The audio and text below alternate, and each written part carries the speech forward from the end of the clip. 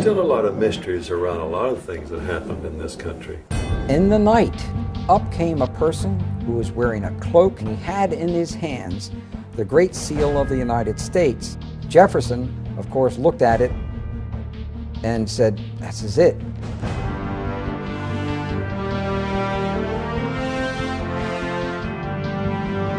It's a very dangerous thing to reveal the truth, but we have to. Let's go back to really important individuals here. His name is Nicholas Roerich.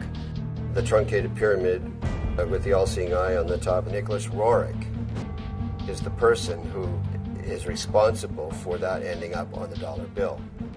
Franklin Delano Roosevelt was the President of the United States, and Henry Wallace was the Secretary of Agriculture. Now, Henry Wallace was deeply involved in the occult.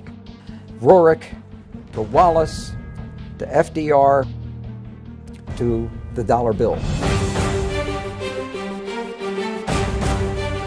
I was initiated into this very ancient order. Here we are at the Nicholas Roerich Museum. Do you really think it has anything to do with the Illuminati? The owl is the totem symbol of the Illuminati. Yes, because Roerich was the Illuminati. They all seem to have been Masons. His son was murdered. Those who normally get out, they're killed. Hexagrams are used during occult ceremonies when you're summoning up demons. Because we're dealing with Lucifer. And the all-seeing eye of God is one of the emblems that the Freemasons use. He said, "You're trying to say that Masonry is evil." I said, "It comes right out of the same pit of hell." Didn't win a lot of friends that day.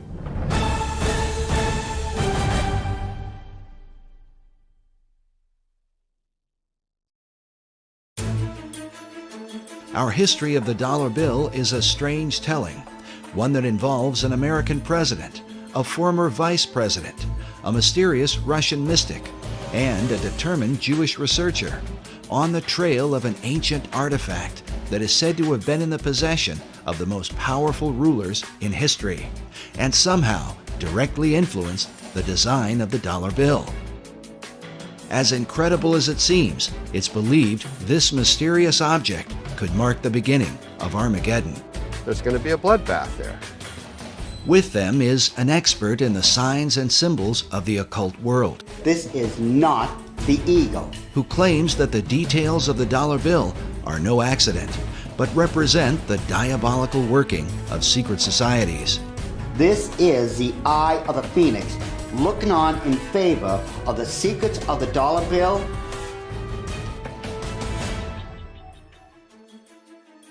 Most debates about the design of the dollar bill usually involve the founding fathers of America, but it's important to remember that they only designed a Great Seal. There are many details to the dollar bill that go far beyond the seal itself. The Great Seal was developed through 3 committees, involving a total of 14 men. But in the end, the work was submitted in June of 1782 by essentially one man, Charles Thomson. What is little known is that while Thomson presented a preliminary sketch, his final design was submitted to Congress only in the form of a written description. Looking at the rough drawings Thomson put together with artist William Barton, it becomes clear that many of the specific details of the seal, as we know it today, were added later on. For example, above the head of the American eagle are 13 stars that form a 6-pointed hexagram. While Thomson's description called for the 13 stars, their hexagram formation was not part of his original description and is not present in the earliest realizations of the design. The hexagram seems to have been added in the 20th century. The nature of the Great Seal is so mysterious that some believe that it came from a supernatural force. An account recorded by Dr. Robert Hieronymus in his book, Founding Fathers, Secret Societies, says that the Great Seal was given to Thomas Jefferson by a mysterious cloaked figure. I love that story. The Founding Fathers were trying to get the Great Seal of the United States designed. They needed to have a design for the Great Seal to represent our nation. And Jefferson went outside in the night, and up came a person, an individual who was wearing a cloak, whom he couldn't totally see, and he had in his hands the Great Seal of the United States. And he basically said, or this being said, you know, you're struggling over the symbol for our nation? Here it is. The account reads that Jefferson told a strange story. A man approached him wearing a black cloak that practically covered him, face and all, and told him that he, the strange visitor, knew they were trying to devise a seal, and that he had a design which was appropriate and meaningful. Jefferson, of course, looked at it, according to this story, and said, this is it. This is it. He knew it was it, and it was right. So he supposedly came running back into whatever, whether it was a tent or whatever it was, and he showed it to other individuals, and he told them about, they met this person outside. Of course, they went outside to go to find the guy, and he's gone. So supposedly we'll never find out who designed the Great Seal of the United States. While Dr. Hieronymus admits that he is skeptical about such stories, there are others who claim to believe them to this day. Perhaps it has something to do with John Adams, who was on the first seal committee with Thomas Jefferson. According to the written account, John Adams was there when this bizarre event took place. Oddly enough, the Adams Memorial in Washington, D.C. is adorned with this mysterious cloaked figure. Perhaps it's just a coincidence. The first historical account of the Great Seal's design was written by a 19th century American Army officer named Charles A.L. Totten. In his book on the secret symbols of the dollar bill, Masonic author David Oveson writes that Totten equated the birth of the United States with the beginnings of what he called the New Atlantis, a title given to a work by Sir Francis Bacon, one of the mysterious financial backers of the Virginia colony. Oveson goes on to write that the Great Seal and the dollar bill represent the most extraordinary example in history of the public evolution of a magical design. Even as Sir Francis Bacon and his contemporary, Dr. John Dee, were said to be in contact with the spirit realm, there are those who believe that it is this dimension that has been guiding the course of America and the so-called evolution of the dollar bill.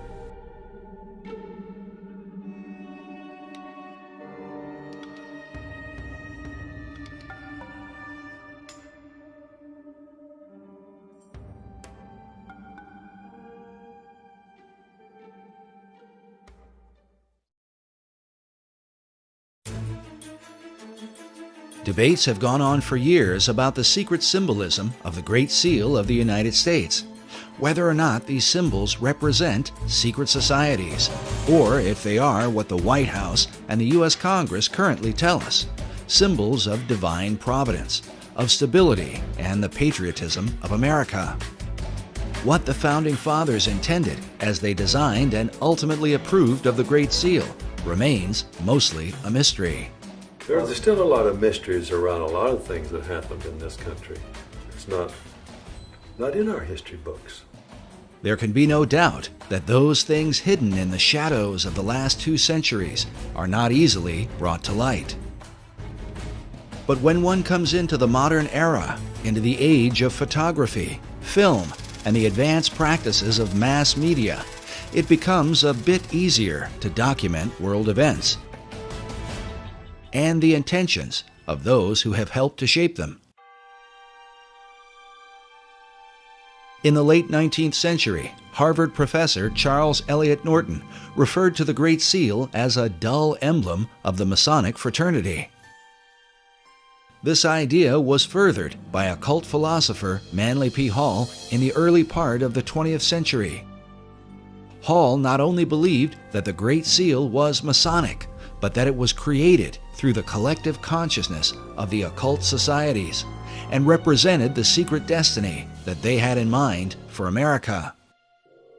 I'd say that he saw the secret destiny of America as the beginning of a world democracy, and that this was a kind of an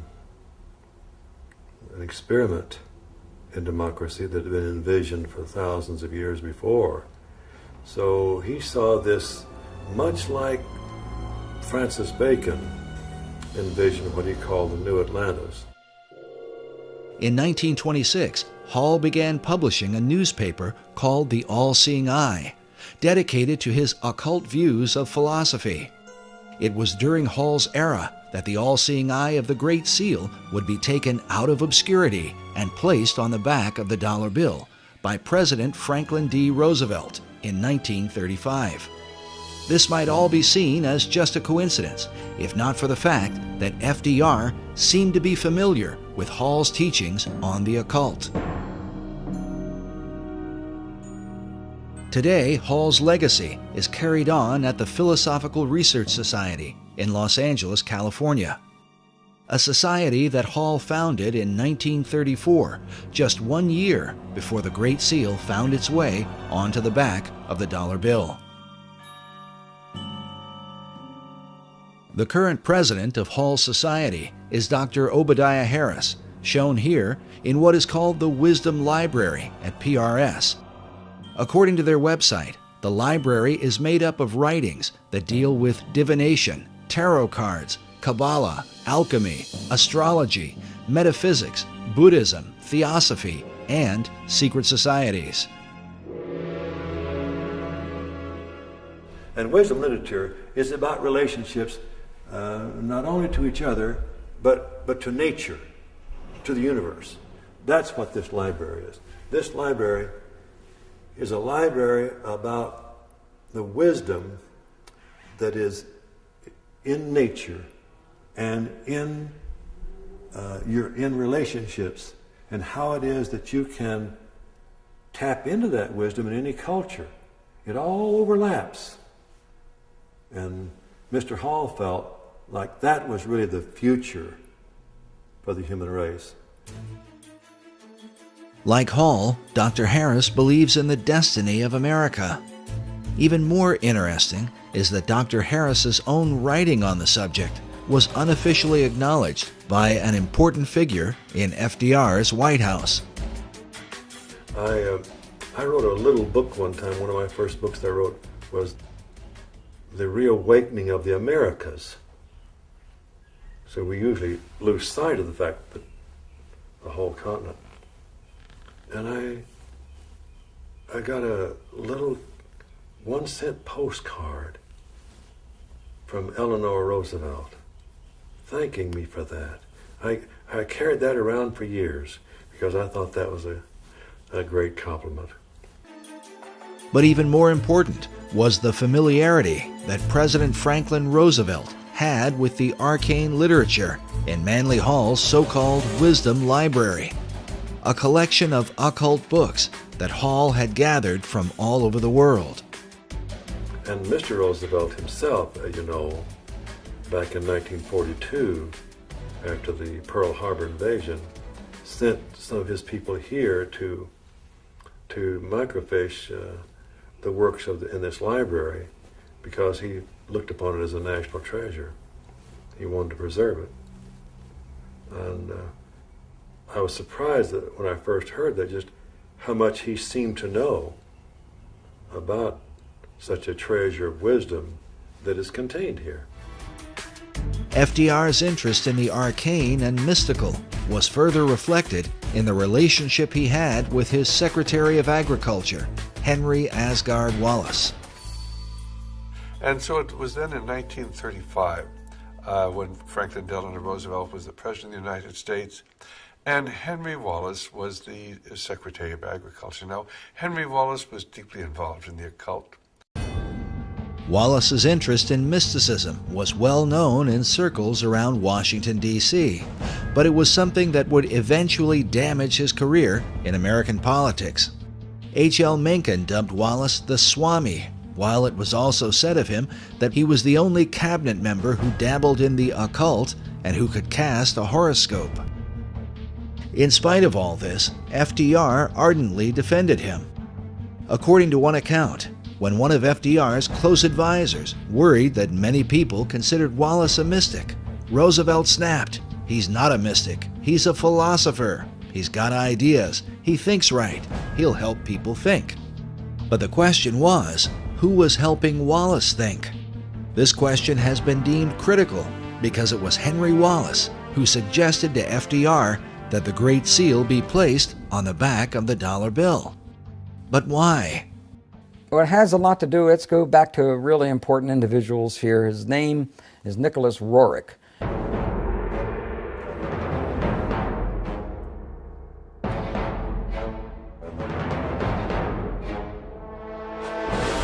And Nicholas Roerich was a very advanced spiritual soul with considerable vision. Nicholas Roerich was also a Rosicrucian. He was also a member of other secret societies. Roerich was a Russian painter and mystic who was deeply involved in theosophy and the teachings of Madame H.P. Blavatsky. He is famous for his travels into Tibet and the Far East in search of the legendary kingdom of Shambhala. But what was his relationship to FDR's Secretary of Agriculture? I believe that Nicholas Roerich was a spiritual teacher, not a supreme spiritual teacher, but was a teacher of Henry Asgard Wallace. Roerich was considered not only a teacher, but a spiritual mentor and guru to Henry Wallace. It's believed that Wallace recommended the Great Seal to FDR because of the mystical influence Roerich held over him. The dollar bill was approved with the all-seeing eye and the truncated pyramid with the all-seeing eye on the top of the because of Nicholas Roerich. In the book Tournament of Shadows, the authors document much of the activities and influence of Roerich during this period. They write that Roerich's influence was suspected in the adornment of the $1 bill, with a verso of the Great Seal showing a pyramid crowned by an all-seeing eye. The story of Wallace's role with FDR is told by the State Department in an official history called The Eagle and the Shield, a history of the Great Seal of the United States. Henry Wallace, while sitting in the State Department, found a booklet on the Great Seal of the United States. Wallace recollects that day in letters he wrote in 1951 and in 1955. He says, "Turning to page 53, I noted the colored reproduction of the reverse side of the seal. The Latin phrase Novus Ordo Seclorum impressed me as meaning the New Deal of the ages." In terms of the dollar, if there's a code about the New World Order, I think that they jumped a few decades from the New Deal, because the Novus Ordo Seclorum can be translated to the New Deal in English as easily and readily as to the New Order or the New World Order. Initially, Wallace envisioned the Great Seal appearing on a coin. He took the idea to President Roosevelt. So when Henry Wallace saw this booklet and saw this pyramid in the eye and the triangle, he was a Freemason. He was a member of a secret society. Immediately he said, "Whoa, what a symbol to have and not use. Let's use this." So it was he that went to the President, FDR, and FDR, being a Freemason, looked at those symbols and said, "Hey, yes, wow, this is, that's New Order of the Ages. What's the New Deal?" He actually thought to a degree that the Novus Ordo Seclorum was the New Deal. Wallace wrote that Roosevelt, as he looked at the colored reproduction of the seal, was first struck with the all-seeing eye, a Masonic representation of the great architect of the universe. Next, he was impressed with the idea that the foundation for the New Order of the Ages had been laid in 1776, but that it would be completed only under the eye of the great architect. Roosevelt, like myself, was a 32nd degree Mason. He suggested that the seal be put on the dollar bill rather than a coin, and took the matter up with the Secretary of the Treasury. The Secretary of the Treasury at the time was Henry Morgenthau. And he talked to Henry Morgenthau, who was the Secretary of the Treasury, and got him convinced that we should put this esoteric emblem from the back of the Great Seal of the United States onto the back of the dollar bill. This really symbolized the fact that now the esoteric influence dominated the American government. And Morgenthau, the Secretary of Treasury, wrote extensively about this point, and he said there's some strange cabal, some mystical order behind the scenes, calling shots on the artwork that appears now on our dollar bills. He had to approve it, and he later had found out that this was all Henry Wallace's. It was all based on Henry Wallace's relationship to Nicholas Roerich. Nicholas Roerich is the person who is responsible for that ending up on the dollar bill. Today, the story of Roerich's mystical influence is told by a variety of occult researchers. You know, the dollar bill thing was about the New World Order. Actually, that came from Franklin D. Roosevelt and others around him, even Nicholas Roerich. It's almost like baseball. Roerich to Wallace to FDR to the dollar bill. While many people have never heard of Roerich, he was a well-known figure during the FDR era, in the years preceding World War II. His works of art were internationally recognized, so much so that an entire building in New York was erected to house his many paintings. Roerich was nominated 3 times for the Nobel Peace Prize and was the inspiration for the Roerich Peace Pact, which was signed by Henry Wallace in the presence of President Roosevelt at the White House. In 1986, Mikhail Gorbachev called Roerich one of the cultural pillars of Russia.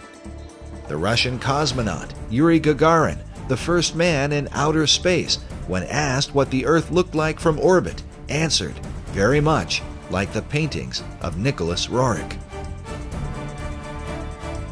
He was a great oil painter, bar none. He's one of the greatest in terms of the Himalayan Altai scenes that he depicted. He did some wonderful work. He was a gifted artist. But Roerich's story is one of success and disgrace, as he eventually fell out of favor with his greatest supporters, and at one point was suspected by the Soviets, the Japanese, and the United States of being a spy. Information was coming out that Roerich may have been used as a spy when he went into these other nations in the Far East. And with that, that's what broke the link between Henry Wallace and Nicholas Roerich.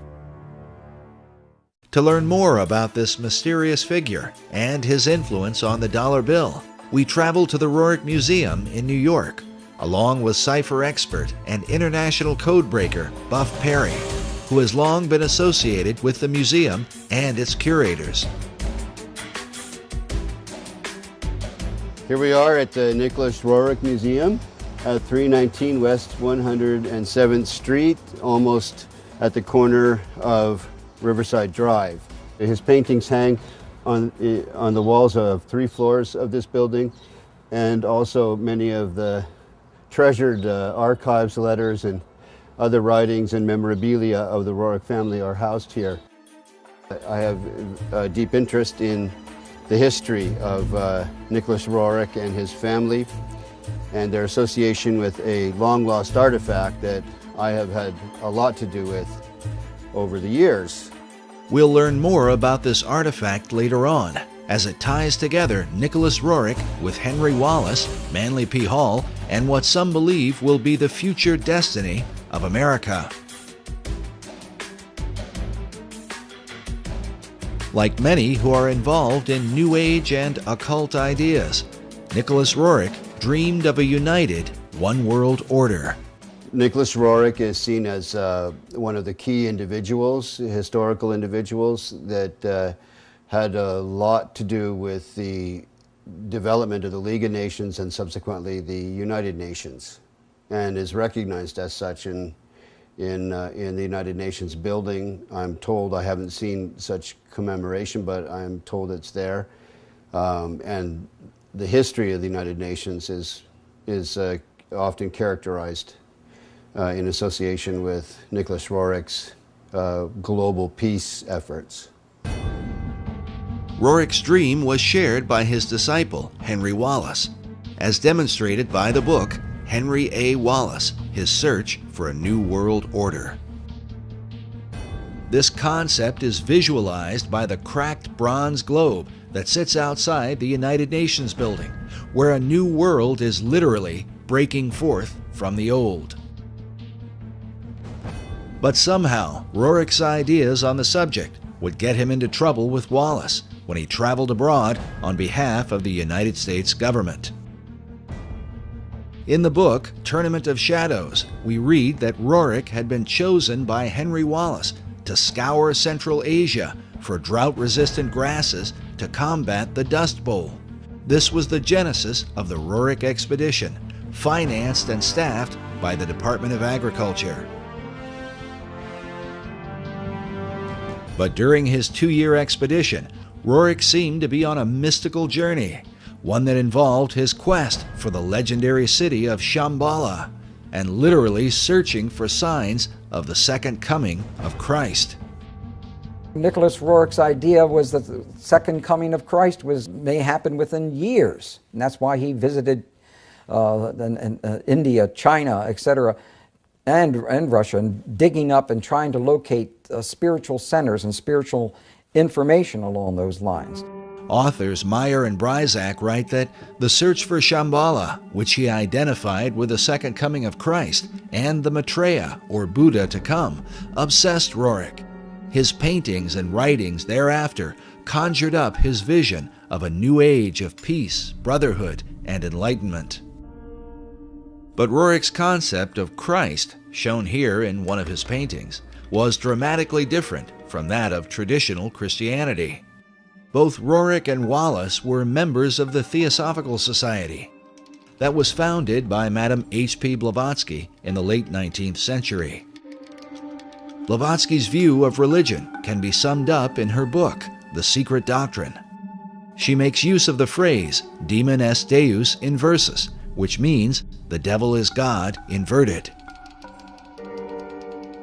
Her view was based on the ancient Gnostic belief that in the Garden of Eden, the serpent who tempted the woman was really an angel of light, and that God, who had created Adam and Eve, was really the devil. The reason is because God had forbidden man from partaking of the tree of knowledge, or gnosis. This is the origin of the term Gnostic, or Gnosticism. Blavatsky further argued that Jesus was only one Messiah among many, like Buddha, Krishna, and Muhammad, and that the fifth Buddha, also called the Maitreya, is the last Messiah who will come. She says he will appear as Maitreya Buddha, the last of the avatars, or way-showers. This belief and expectation are universal throughout the East. This is the event that is said to have consumed Nicholas Roerich, and that he would have taught to his devoted disciple, Henry Wallace. The proof of their bizarre relationship was more fully revealed in a series of letters penned by Wallace to Nicholas Roerich. Newsweek with Westbrook Pegler and others made a very big story out of what they called the Guru letters, the letters that Henry Wallace would send to Nicholas Roerich, which obviously he considered him a spiritual teacher from that standpoint. Wallace had gone from being Secretary of Agriculture to FDR's Vice President. Though his falling out with Roerich had happened some years earlier, the Guru letters would surface once he decided to run for president. They had been obtained by cantankerous news columnist Westbrook Pegler through an unidentified source. Pegler, along with H.L. Mencken, questioned Wallace in a news conference about the letters, but he was, at best, evasive and refused to answer their questions in a direct manner. The letters were signed H.A.W., assumed to be Henry Asgard Wallace. In one of the letters, Wallace allegedly wrote of curing his headaches at formal dinners by rubbing his forehead with a Tibetan amulet. In another letter, he said to Roerich, "I have been thinking of you holding the casket, the sacred, most precious casket, and I have thought of the new country going forth, and I have thought of the admonition, await the stone, the sign of Shambhala." There's these letters, and they indicate very strongly, no matter how you want to interpret them, that he was his teacher. Wallace went on to say, "We await the stone, and we welcome you again to this glorious land of destiny." The stone he's referring to is the artifact that cipher expert Buff Perry has been following for many years now.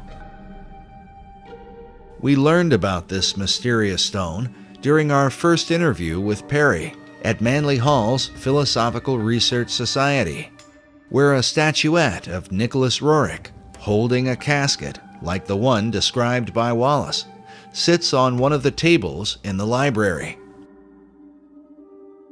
It was first mentioned to us by Dr. Obadiah Harris. Now, So- Dr. Harris, can you tell us about this statue here?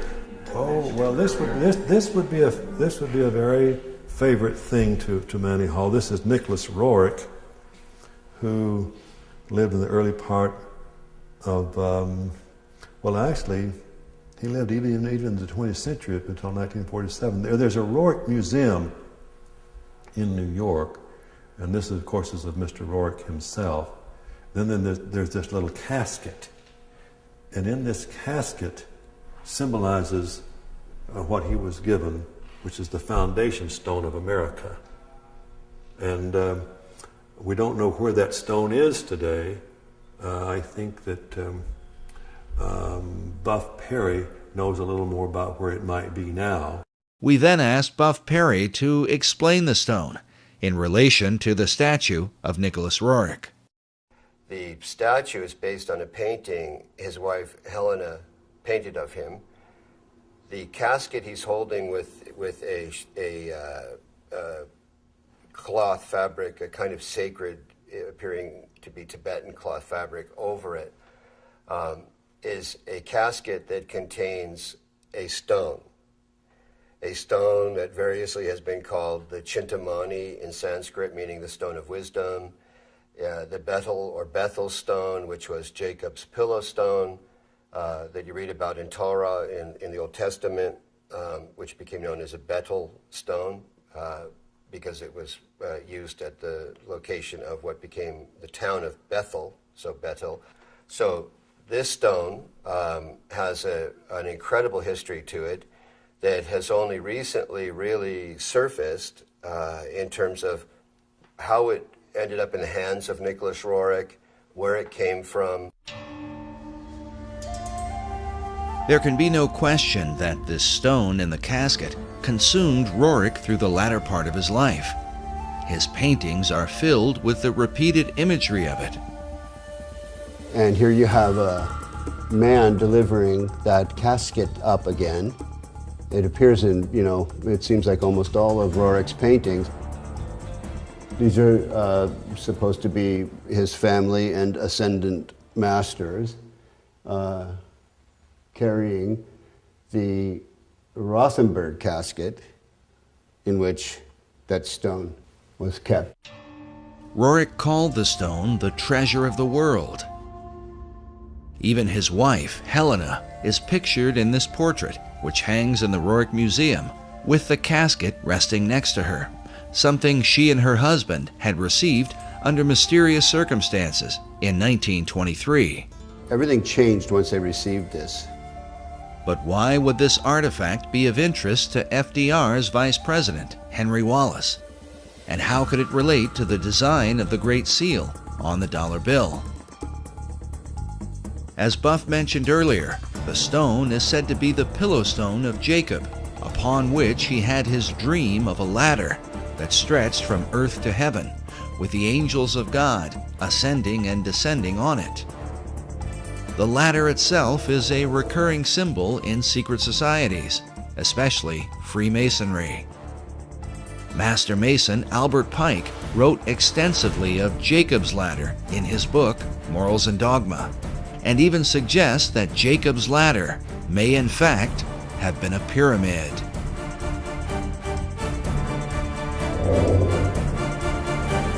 The book of Genesis tells us that when Jacob awoke from his dream, he took the stone and set it up for a pillar, and he said, "This stone, which I have set for a pillar, shall be God's house." As a result, some have come to believe that God, or the power of God, resides in the stone itself. From there, the legends vary, but one account says that the prophet Jeremiah took the stone and carried it into Scotland, where eventually the Scottish kings were crowned upon it. In late March 1306, Robert the Bruce was enthroned as King of Scots at Scone in Perthshire.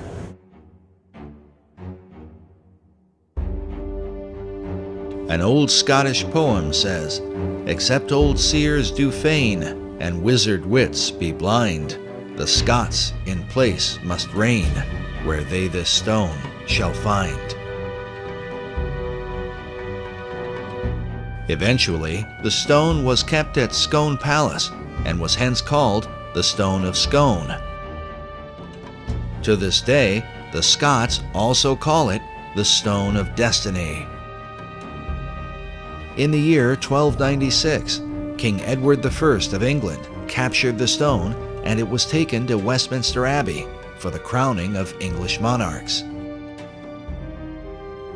In this picture, you can see the stone itself in the compartment beneath the coronation chair, a chair that was specifically built to house the Stone of Destiny.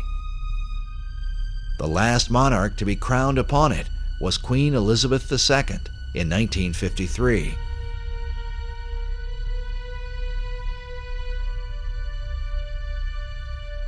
But in 1997, the English supposedly returned the ancient stone to the Scots, with the understanding that the future monarchs of England would continue to be crowned upon it. Today, the stone is said to be housed inside Edinburgh Castle in Scotland.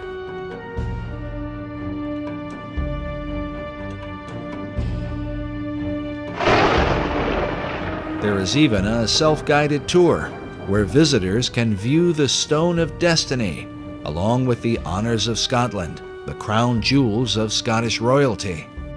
According to the tour guide we spoke with while there, this is the legendary stone. But if this is true, then how could the stone have ended up inside a casket in the hands of Nicholas Roerich? The answer, given by Buff Perry and others, is that the stone currently at Edinburgh is a fake. The Stone of Scone, because the one that's actually in Edinburgh Castle is a fake, and most Scots know it. Because once the English came and stole it once, they were never going to be stolen again. So the one that's actually in the castle is not real. Others, like Alex Salmond, the First Minister of Scotland, claim that the stone taken by the English king in 1296 was a fake, and that the real stone was somehow hidden away secretly by the Scots.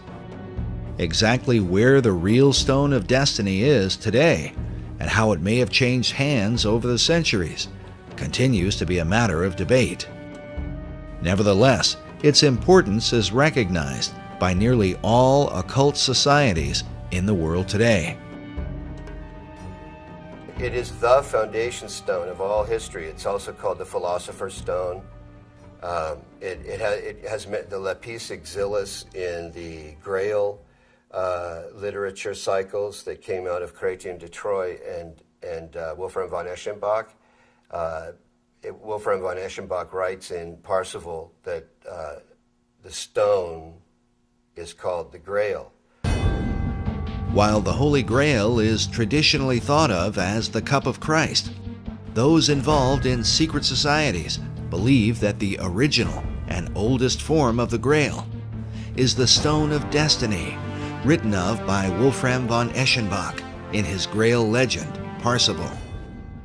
And he calls it lapis exilis, which is a way of saying the exiled or wandering stone. He does that because of the history known in Freemasonry and in the secret societies of this stone's movement around here and there, and where it would be would indicate the importance of that place. The stone, mentioned in Eschenbach's Grail legend, is a green stone that some believe is similar to a type of meteorite known as moldavite. This description is said to have been confirmed by Nicholas Roerich while he claimed to have the stone in his possession. The secret societies believe that this stone, that supposedly fell from heaven, empowers that person or place of its location. And it has to do with the secret history of America and why that stone arrived here, who brought it. As we showed earlier, Dr. Obadiah Harris referred to it as the foundation stone of America. What is the significance of the foundation stone of America? Well, the foundation stone is really about what America is about, and also what England seems to be about. And so it implies the great mysteries that was contained in the great mystery schools and of those who had this vision. Was it this mystery school vision that guided FDR and his fellow Mason, Henry Wallace, as they set the all-seeing eye of the great architect on the back of the dollar bill? When one considers the repeated use of the word destiny by Manly Hall, who wrote of the secret destiny of America, along with FDR, who had knowledge of Hall's library and who said that Americans had a rendezvous with destiny, and then Henry Wallace, who referred to America itself as the land of destiny, it only makes sense that such men would have taken an interest in the Stone of Destiny. That Henry Wallace had an interest in seeking the Holy Grail is proven by the letters he wrote to Nicholas Roerich. As a Freemason, he would have seen an occult connection with America, since the Stone of Destiny is said to have come from heaven to earth, from the dog star Sirius. Known as the brightest star in the heavens, Sirius is an important key to understanding the stone and what the secret societies intend for the destiny of America. When the United States was founded, the architecture of Washington, D.C. was designed in alignment with the rising of Sirius in the east.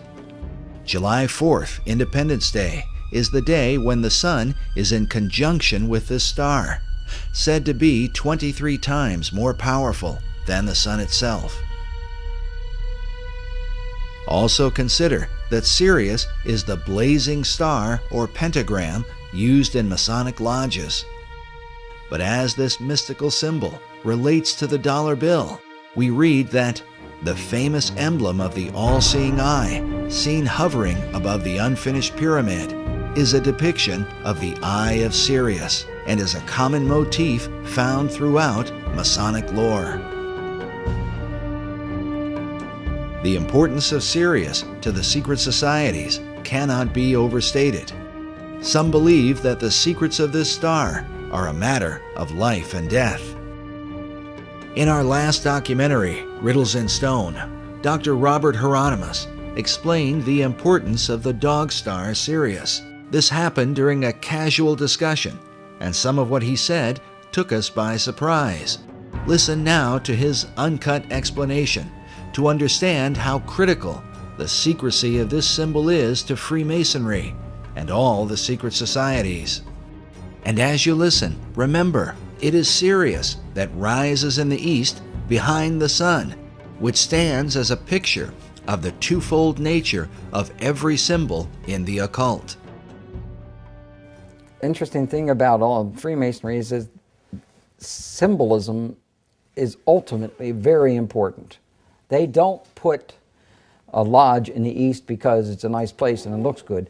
They put it in the east. The masters have put it in the east because it's the rising sun. It's the rising sun. You're catching the energies of the light, right. and to them, they didn't believe that the sun was God.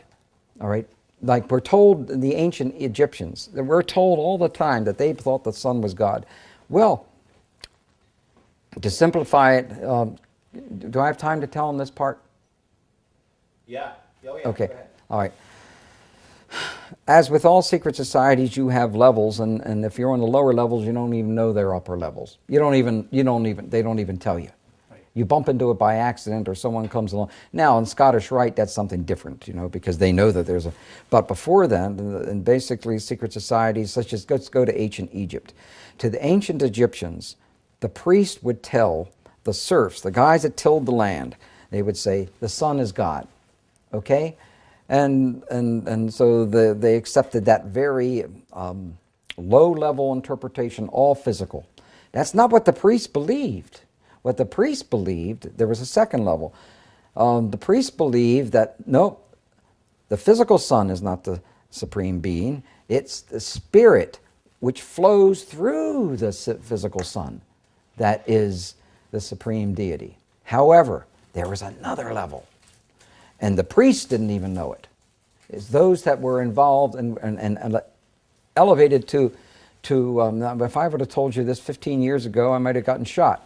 But this is now, I'm so glad now that this is easy to talk about. The third level, which was a higher level of understanding, said, nope, it's not, that's not the sun. The sun is not the supreme deity. Nope, yes, spiritual energies come through the sun. That's not what we're talking about. What we're talking about is the star Sirius. The dog star. The dog star, because the dog star was everything to the ancient Egyptians, with the rising of the Nile and the feeding of the people, and so. Overton says that Washington D.C. was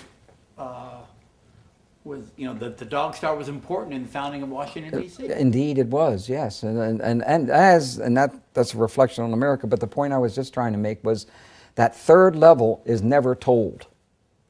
And with every group, every secret society I belong to, over but 15 or 16, I don't belong to any of them now. I can't. 15 to 16 different secret societies? Yeah. Oh, wow. Well, there were many different types. While Dr. Hieronymus's claims of belonging to more than a dozen secret societies might sound incredible, it is important to remember that he is the most highly recognized authority on the history of the Great Seal. Eye in a triangle in the pyramid. And he is closely associated with the leading Masonic apologist in America, Dr. S. Brent Morris. Now, Bob Hieronymus, Dr. Bob, is the expert on the Great Seal. Because of this, we believe the insights of Dr. Hieronymus, not only into the Great Seal, but also on the importance of the dog star Sirius to secret societies, becomes that much more significant. Listen again to what he says about Sirius when we make mention of the book on the secret design of Washington, D.C. by Masonic author David Oveson. And so Oveson says that Washington, D.C. was the dog star was important in the founding of Washington, D.C. Indeed, it was, yes, and that's a reflection on America. That's a reflection on America. How is Sirius a reflection on America, according to the secret societies? And is it just a coincidence that the Stone of Destiny, awaited by an American vice president and supposedly in the possession of his guru, is said to have come from this blazing star? In the occult, this stone is not only a type of the Holy Grail, but seems to be a symbol for the secrets of Masonry as understood by Henry Wallace. In his book, The Occult Conspiracy, Michael Howard says of Wallace that the Secretary of Agriculture was well versed in occult knowledge. In a letter to his Russian guru, he stated, "The search, whether it be for the lost word of Masonry, or the Holy Chalice, or the potentialities of the age to come, is the one supremely worthwhile objective. So may we strive for the chalice and the flame above it." Howard says the chalice he refers to is the Holy Grail, regarded by the Rosicrucians as a feminine symbol for perfection, and the age to come is the dawning of the Aquarian Age. The concept of the flaming chalice is another repeated theme in the paintings of Nicholas Roerich.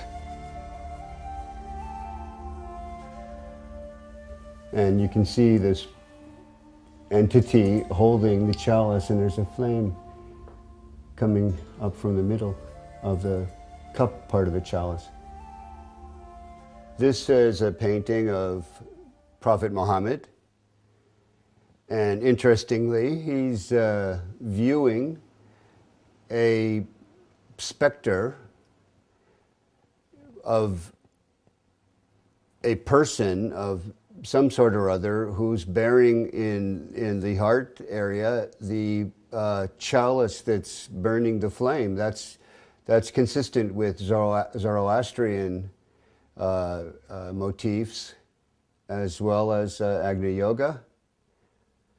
But when I was in Isfahan, for example, and in Tehran, I visited the Zoroastrian temples, and those chalices that bear the flames are as big as I am.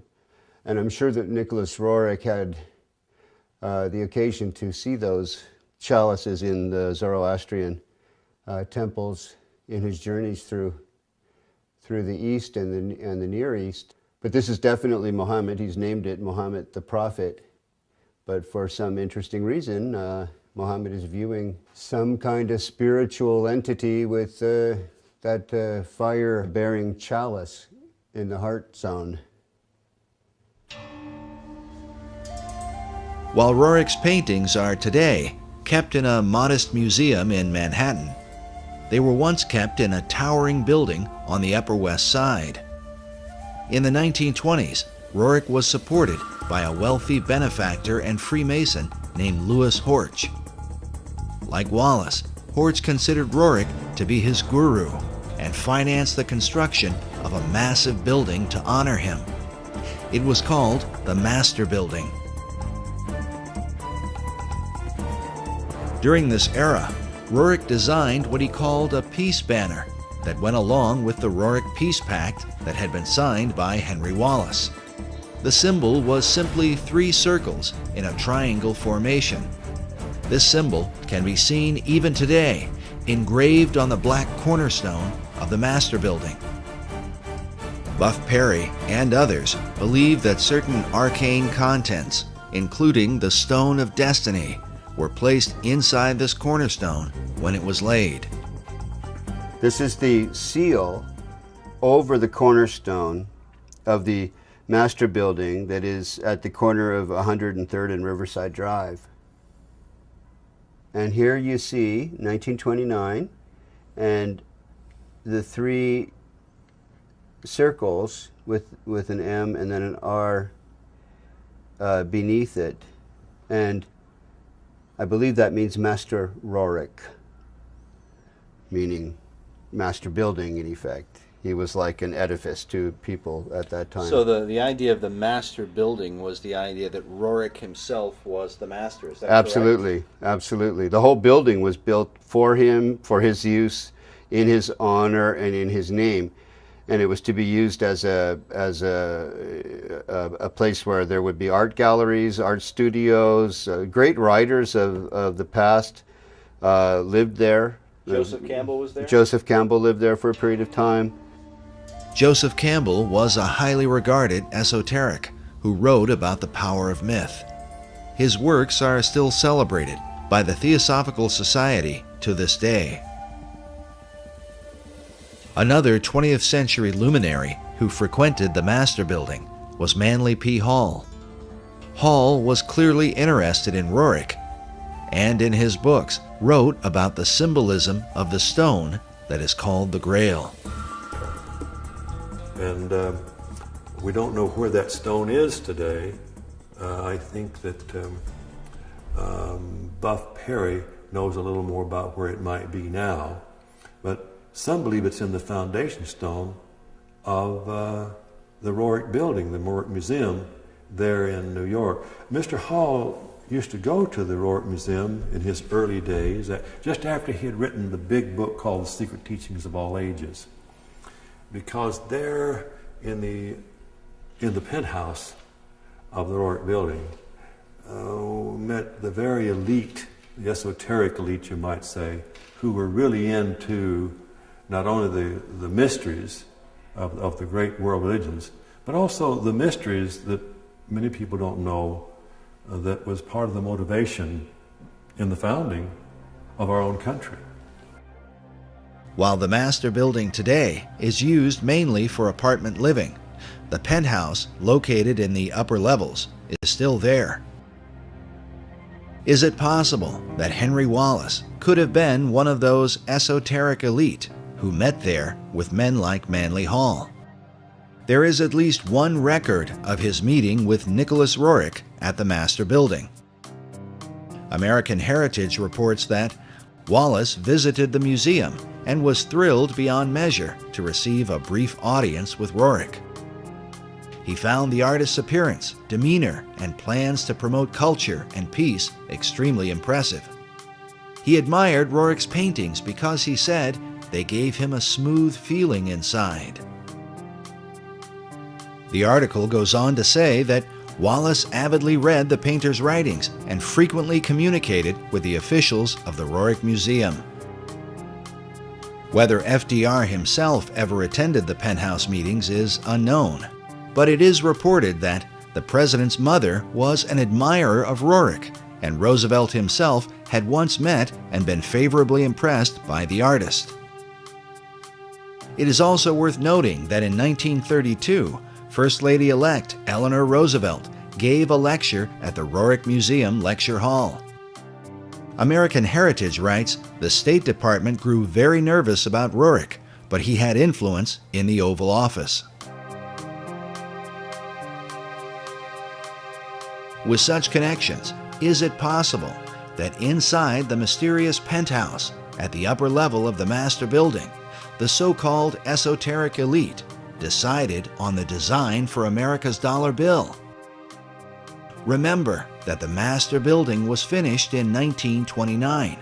The Great Seal was not placed on America's currency until 6 years later, in 1935.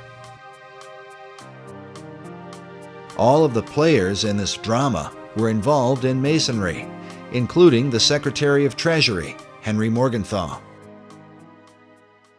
When Morgenthau, the Secretary of the Treasury, regretted having placed the all-seeing eye on the verso of the American dollar bill, he made reference to a small Kabbalistic group that used that symbol in their ceremonies, and because of that regretted that that symbol ever would have made it onto the dollar bill, which to me is rather peculiar because Masons for centuries had already used that all-seeing eye in their lodges, in their literature, and in all means and manner of expression.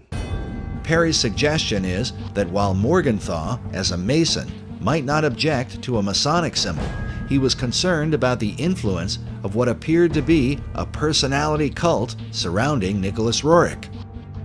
He was a little embarrassed that perhaps all of the information got out that Nicholas Roerich, the guru, would have been instrumental in seeing to it that that symbol ended up on the dollar bill. We took a trip to the Master Building and met with the building's historiographer, Mildred Spicer.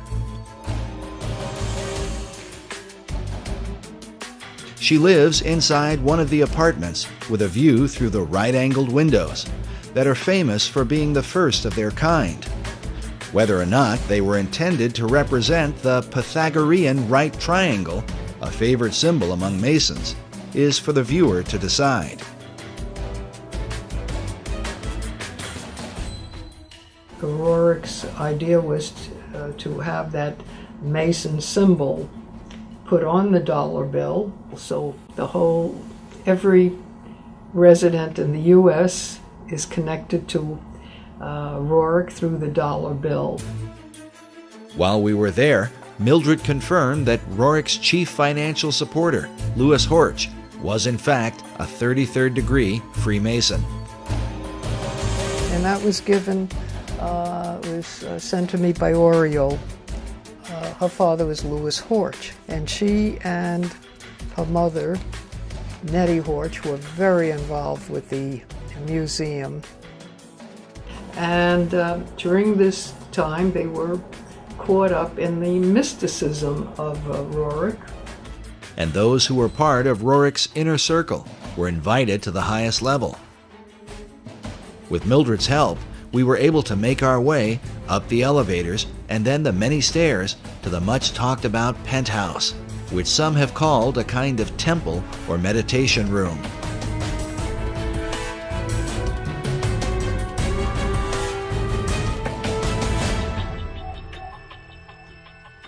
There, is that where they had their meditation? No, meditation was right back of you. We had that apartment, and it was... Behind this green door may well have been the place where Nicholas Roerich met with men like Manly Hall, Henry Wallace, and countless others to discuss America's secret destiny and quite probably the occult design of the Great Seal. The penthouse is currently used as an apartment, and we were unable to see inside of it. But we followed Buff Perry onto the roof to get a look at the architecture from the exterior.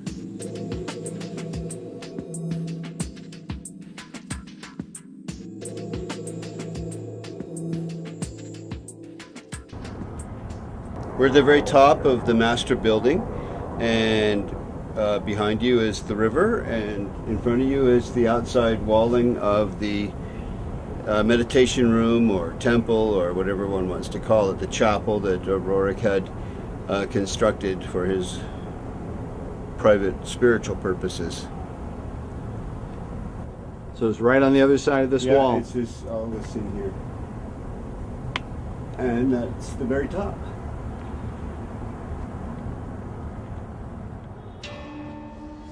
The staggered layers at the top of the penthouse seem to bear some resemblance to one of Roerich's paintings titled Arhat.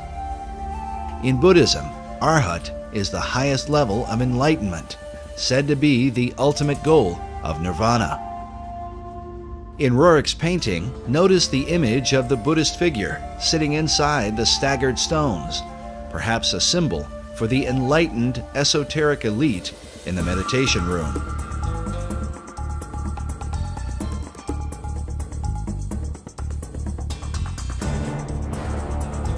The master building rooftop is undoubtedly interesting, especially since it overlooks the Cathedral Church of St. John the Divine, the largest cathedral in the world,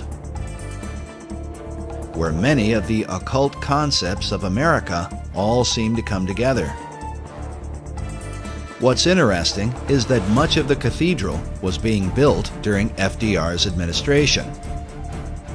On the outside, there is a cross before what is called the Rose Window, an obvious symbol of Rosicrucianism. Inside the cathedral, we find praying saints alongside lurking demons. An image of what looks like a Zoroastrian Maitreya hangs upon a cross at the altar. Meanwhile, an upside-down cross is seen in one of the alcoves, serving as a monument to September 11th. Elsewhere, a phoenix bird is carved beneath the pulpit. A carving of George Washington is found next to that of William Shakespeare. And on the floor is the seal of St. Albans.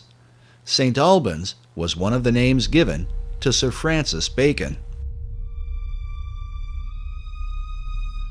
And in the midst of it, we find obvious imagery pertaining to the Holy Grail. Some more obvious than others, like this seal on the floor of the cathedral. But notice that there are two cups beneath the cross. Could this be suggestive of the two grail concept put forth by Wolfram von Eschenbach and others, who believe that the grail is both the cup of Christ and the stone of destiny? It is worth noting that grail legends were of great importance during the time of FDR and the whole World War II generation. Not only in America, but in Europe, Richard Wagner based his famous opera, Parsifal, on the writings of Wolfram von Eschenbach. This opera would become a central focus for Adolf Hitler, and as a result, there are some who have argued that Hitler's whole life was dedicated to the Holy Grail. Occult historian Tracy Twyman writes of what Hitler and other occultists believed about the Grail, that it dates long before the time of Christ, all the way back to ancient Atlantis. She writes that just as Hermes possessed a magic stone, which has been associated with the Holy Grail, Hercules also possessed a heavenly stone and a special cup that he carried it in. According to Plato's dialogue, the pillars of Hercules were the gateway to Atlantis. This may be why Sir Francis Bacon used these same pillars as a symbol for achieving greater knowledge. Oddly enough, about the same time the Masons were finishing the work on the master building, Nicholas Roerich finished this painting titled The Last of Atlantis. Which brings us back to the greater mystery of the Roerich building and what may be the secret key to understanding the dollar bill. But first, how did the Stone of Destiny come into the possession of Nicholas Roerich? The receiving of this stone in the Rothenburg casket was very mysterious. Nobody's completely certain who sent it to him, but he and his wife Helena were in Paris in 1923 in an exquisite suite when all of a sudden this was delivered. And it was delivered in this box, and the box says 5 Place Vendôme, and that's 5 Vendôme Place, which was where they were staying, and it was sent from Bankers Trust, from MM, and it's addressed to Madame and Monsieur N. Roerich. And after many years, this is what has come of the Rothenburg casket that was in this pine wood box.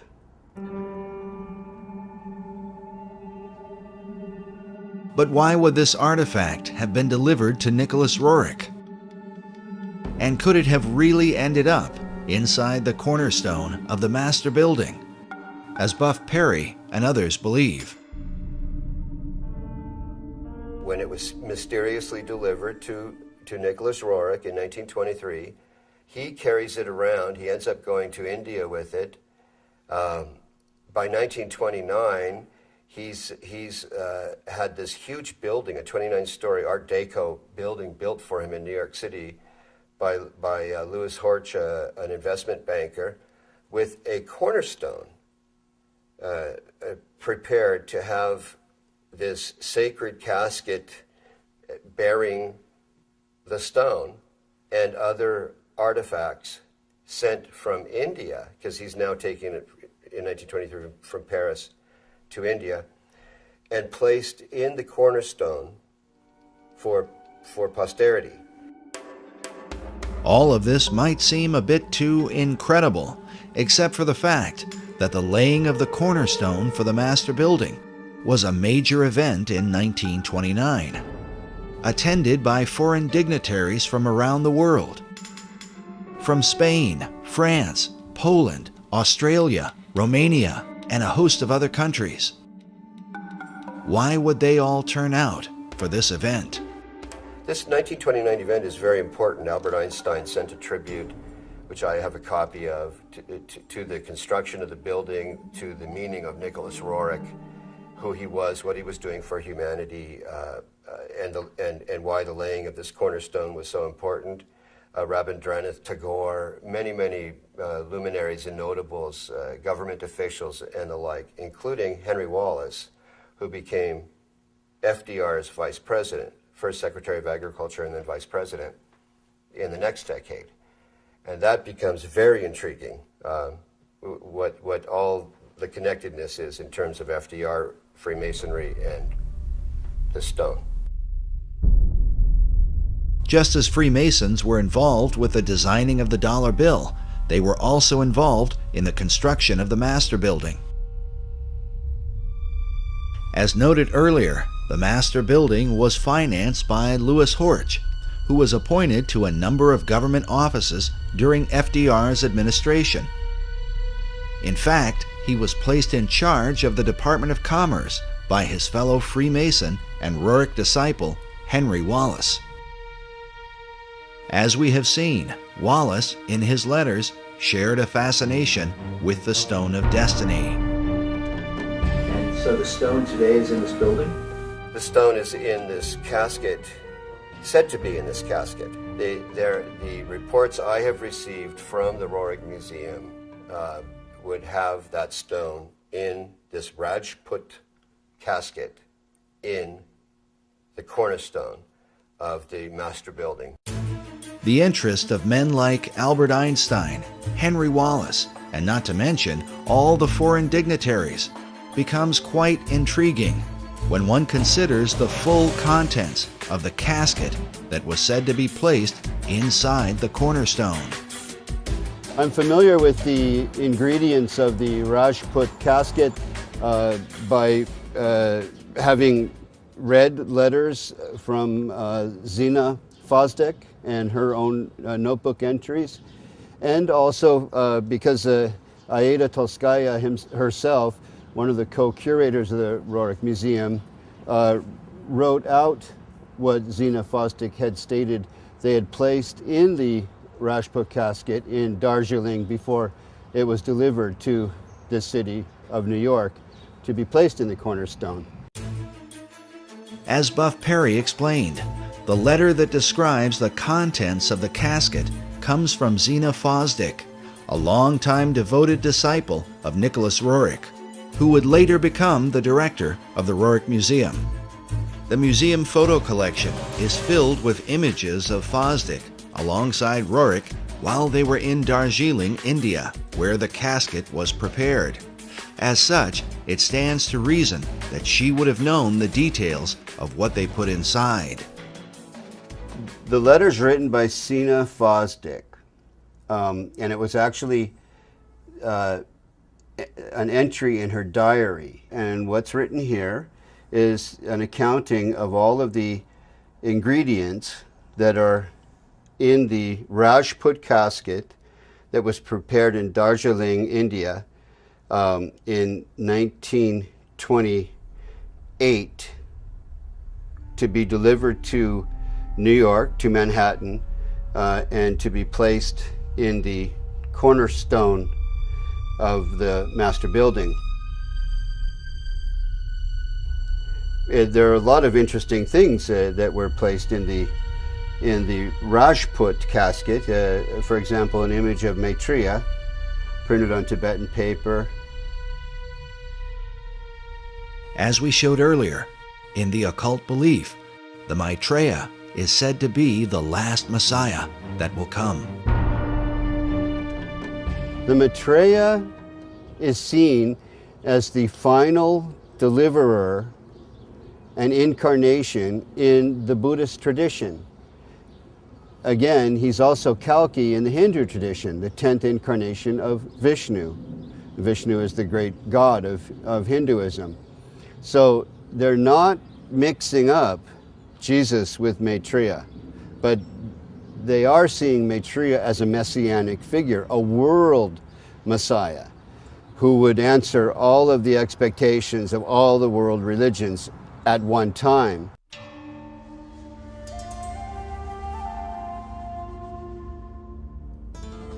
The reason Roerich would not mix up Jesus with Maitreya is because of the New Age belief that Maitreya is the true Christ, while Jesus was only his disciple. This is also the teaching of Scottish mystic Benjamin Creme. Maitreya embodies what we call the Christ principle, the Christ consciousness. And 2,000 years ago, he overshadowed his disciple, Jesus. Jesus was not the Christ, except for 3 years. Over these 3 years, from the baptism to the crucifixion, Jesus was overshadowed by Maitreya. And when he spoke, sometimes it was Maitreya speaking, sometimes it was Jesus.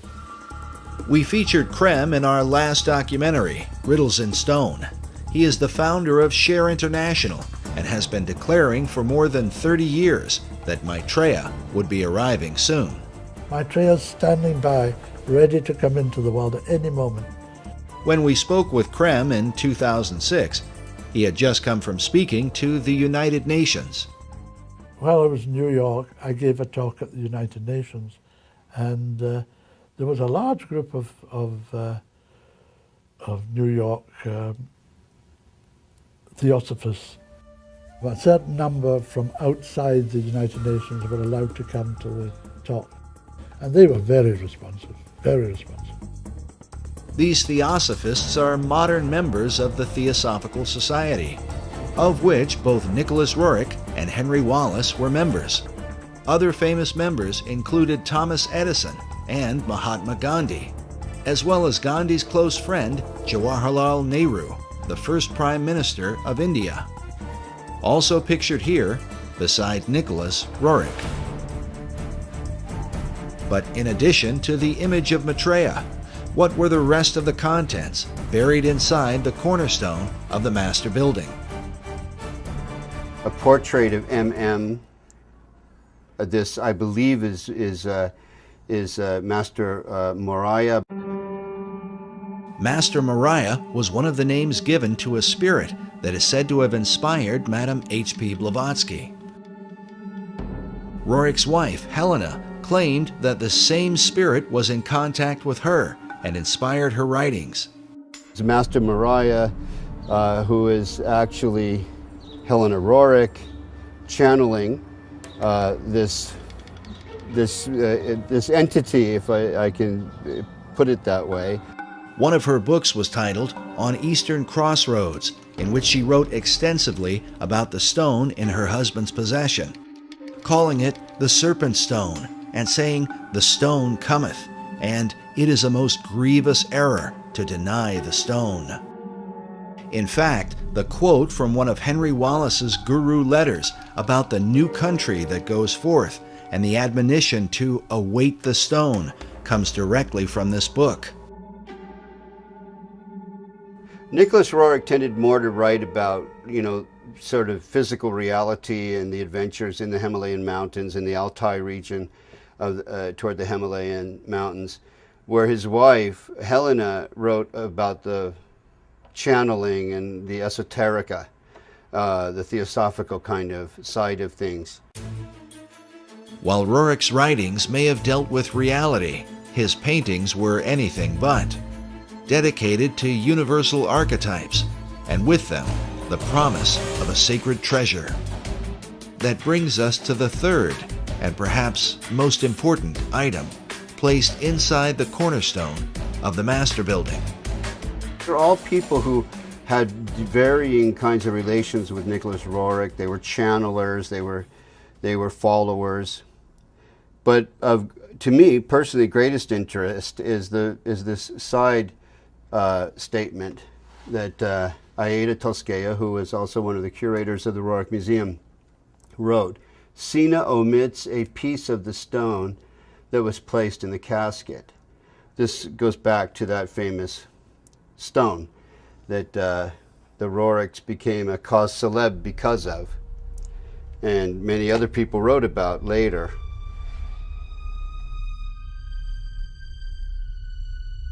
Everything changed once they received this. The 1924 marked a whole new direction for them all, and this came about, I think, this is 1924. You'll see the casket here is the same casket there.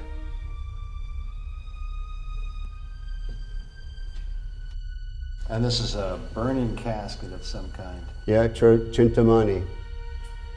Chintamani is a Sanskrit term that means the stone of wisdom, that he calls the treasure of the world. And that's how he depicted the treasure of the world, the ultimate treasure of the world.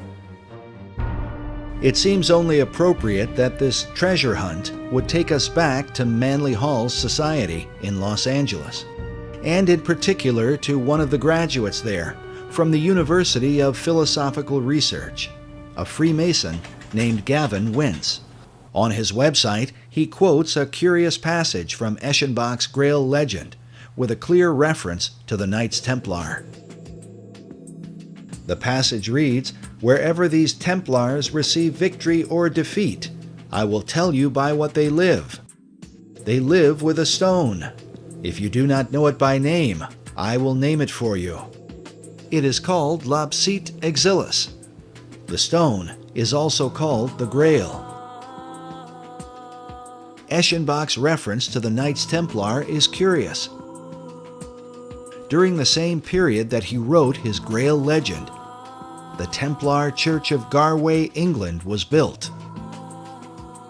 Inside, we find mysterious symbols carved above what appears to be the outline of a man. These carvings are said to be a depiction of the Holy Grail, the chalice shown here. In the midst of it is a traditional Catholic host with a cross in the center. But inside the chalice, just beneath the host, is what appears to be a truncated pyramid. Which brings us back to Gavin Wentz, who produced an award-winning documentary which he titled Lapis Exilis, based on a variant spelling of the Grail name given by von Eschenbach. This slight alteration to the original name had been recorded in the diary of Nicholas Roerich. And it seems to be a contraction of several words in the Eschenbach example, but clearly in Roerich's example, Lapis Exilis means the exiled stone or the wandering stone or the stone that comes in from somewhere else. The word lapis is simply Latin for the stone. But how was this stone envisioned by Roerich and his disciple Henry Wallace? Roerich described the stone as a type of moldavite, the meteoric stone of green or emerald color.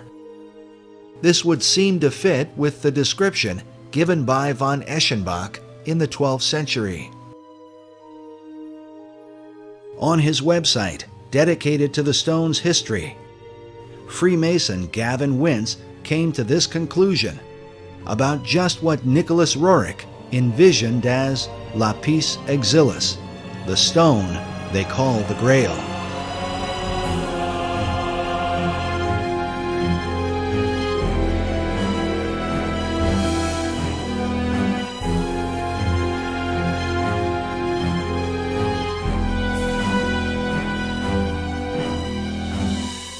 Is it really possible that Roerich, Wallace, and even FDR believed the Great Seal was a representation of the Holy Grail?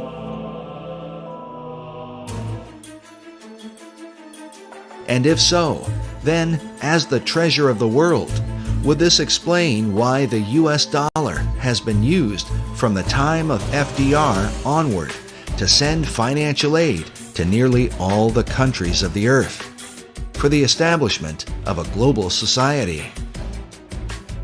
During his 2008 presidential campaign, Barack Obama was criticized for wanting to spread the wealth.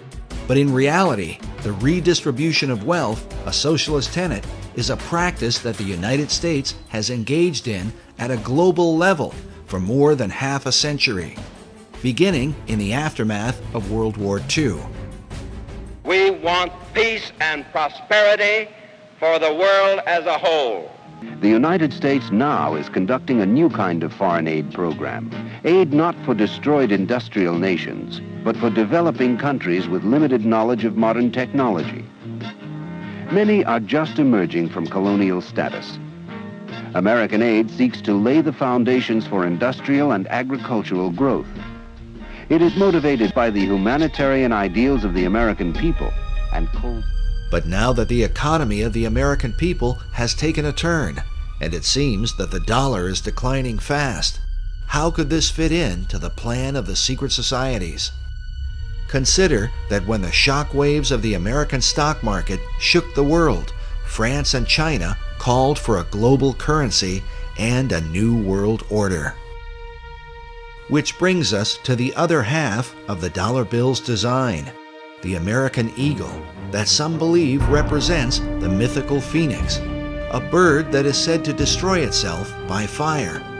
But according to Wolfram von Eschenbach, the power of the phoenix lies in the stone of destiny. In Parsifal, he writes, "By virtue of this stone, the phoenix is burned to ashes, in which she is reborn. Thus does the phoenix molt her feathers, after which she shines dazzling and bright, and as lovely as before." If these ideas are truly embraced by secret societies, could this suggest the intentional destruction of the American dollar, which will then force our financial networks into a global economy, resulting in a new Atlantean empire that extends to all the earth?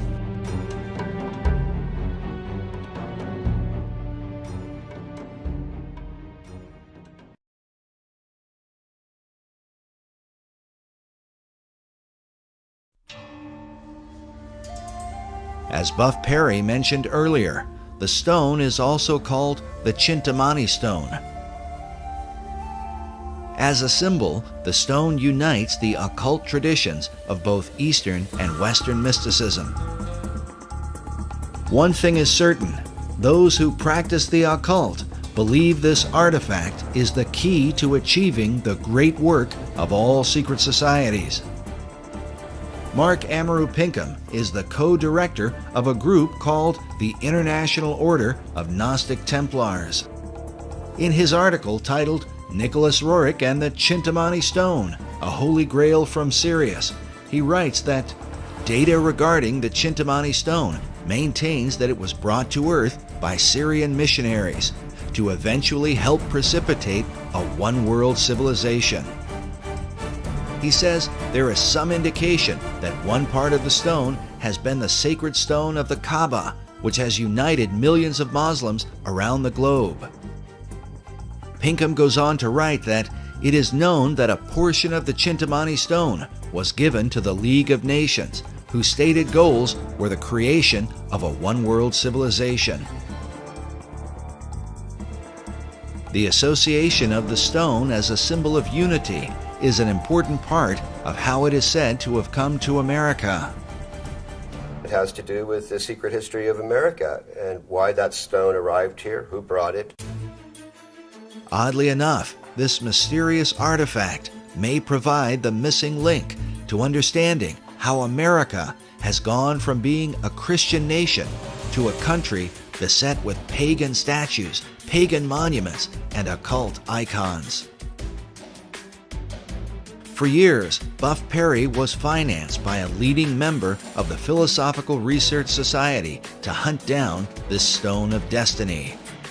I learned about this stone going into Roerich's hands through the director of the Rosicrucian Order, the curator of the Rosicrucian Museum in San Jose, California. The whole concept of the stone as the Holy Grail represents the so-called perfecting of mankind. This is the theme of Rosicrucianism and Freemasonry. As Manly Hall writes, to the mystic, the stone is divine power, an ancient symbol of the perfected and regenerated man, whose divine nature shines forth. After years of research, Buff Perry now believes the stone was brought to America by secret societies from Scotland in the years preceding the American Revolution. For them, the stone was to empower the foundation of a new republic. Why is it called the foundation stone for America? The foundation stone for America because it was brought here by the Jacobites who had been arrested at Preston in 1715 in their attempt to overthrow the kings. The kings in question are the line of English kings who succeeded King James II, who was deposed from his throne in 1688 and succeeded by William of Orange. But the supporters of James rebelled against the deposing of their favorite monarch. They were called Jacobites, a name derived from Jacobus, the Latin version of James. In short, the Jacobites were mostly Scottish Highlanders who were determined to restore James and the House of Stuart to the English throne.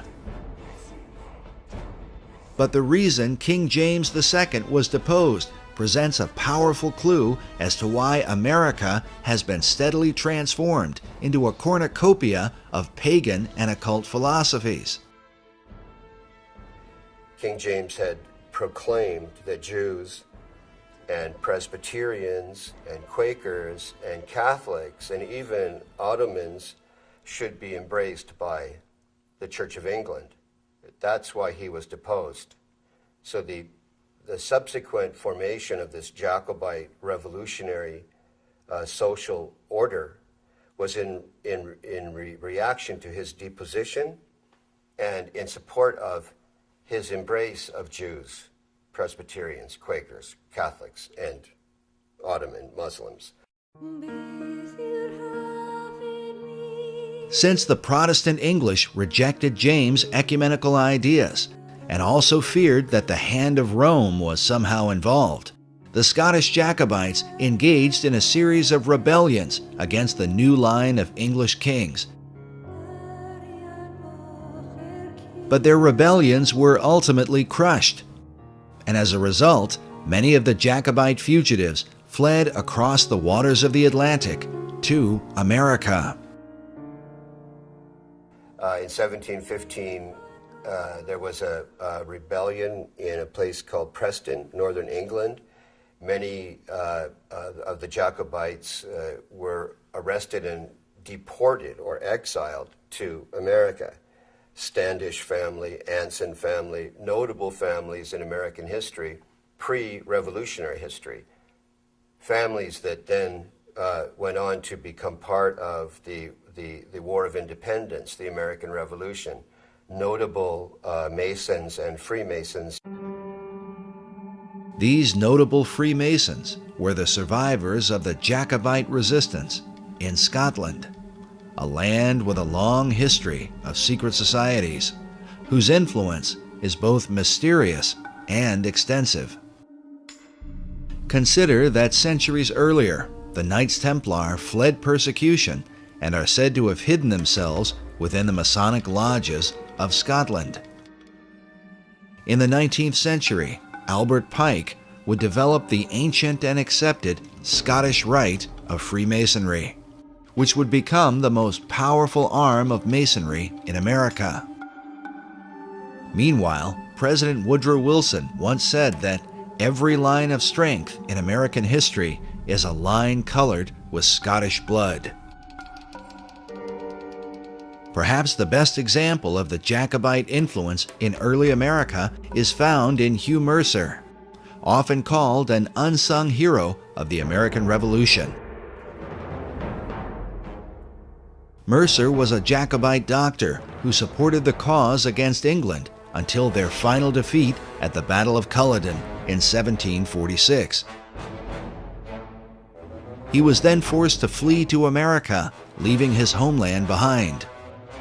He served as brigadier general in the Continental Army and was a close personal advisor to George Washington. It's even believed that it was Hugh Mercer who suggested that General Washington make his famous crossing of the Delaware River on Christmas of 1776. Incredibly, one of Hugh Mercer's children would marry into the Patton family and ultimately produce World War II hero General George S. Patton, whose blood and guts reputation was certainly in keeping with the Jacobite tradition. But in the years prior to the American Revolution, Hugh Mercer became a member of the Masonic Lodge in Fredericksburg, Virginia, the early members of which are said to be a who's who of Revolutionary War heroes. Mercer's fellow members included George Washington and James Monroe. At least 8 Masons from this lodge served as generals during the American Revolution, while 2 of them would go on to become American presidents. The Fredericksburg Lodge still exists today, and on its website states that it was chartered by the Grand Lodge of Scotland, July 21st, 1758. A history of the lodge says the following: the lodge was formed by men who had been made Masons earlier and elsewhere, Scotland most likely. There was in Fredericksburg in the 1750s a notable Scottish mercantile presence.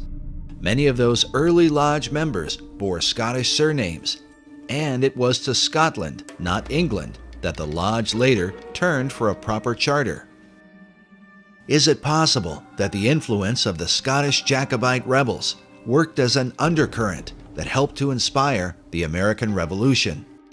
These families, they come under the general umbrella term Jacobite, were the real core population that led to ultimately to the War of Independence. Consider that the 3 Jacobite uprisings are referred to as rebellions. During the Revolutionary era, the motto, "Rebellion to tyrants is obedience to God," was adopted, a motto that Benjamin Franklin wanted to include on the design of the Great Seal. But rebellion against authority was not exactly the tradition of the Puritan Pilgrims who began the country. Their focus was on the biblical teaching of Jesus and the apostles. When Harvard University was founded in 1636, its motto was "Truth for Christ and the Church." Harvard's statement of purpose went on to say that the main end of life and studies is to know God and Jesus Christ, which is eternal life. But by the Revolutionary era, references to God were more ambiguous, often referring to the guidance of divine providence. It has been noted that the revolutionary founders were not known for quoting the sayings of Jesus Christ. They certainly mentioned his name or made reference to Christianity. They said things like, "No king but King Jesus." But his teachings were absent from their writings. Sayings like, "Turn the other cheek," "Love your enemies," and "Bless them that curse you," had no place in a movement that was founded on rebellion. As a result, it becomes little surprise that once the new republic was founded, biblical imagery of Christ and the Gospels would be missing from the capital city. Instead, a celebration of pagan gods and goddesses would prevail, which seems to represent the ecumenical views of King James II and his Masonic Jacobite rebels. The chief Jacobite symbol was the white rose, traditionally worn on their Scottish bonnets.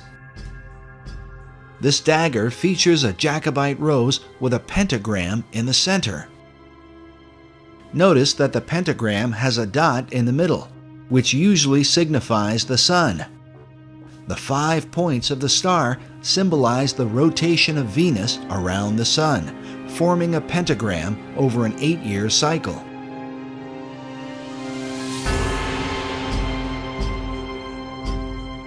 This symbol was well known to the secret societies of Europe and is found carved throughout Washington, D.C. In light of these things, the question Americans today should ask is, if the idea of rebellion was in obedience to God, what God did they mean?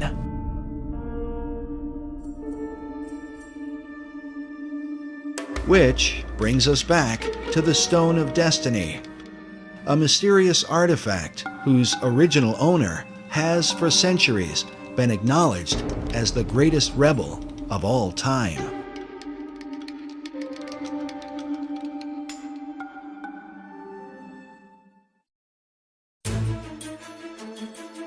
The belief is that the real stone was not captured by the English in 1296, but was somehow hidden away by the Scots. Buff Perry believes that centuries later, the Jacobites brought the stone with them to America. To bring it over here was to, first of all, find refuge or sanctuary for it, but also to indicate this is where the Jacobite Revolution might really be successful.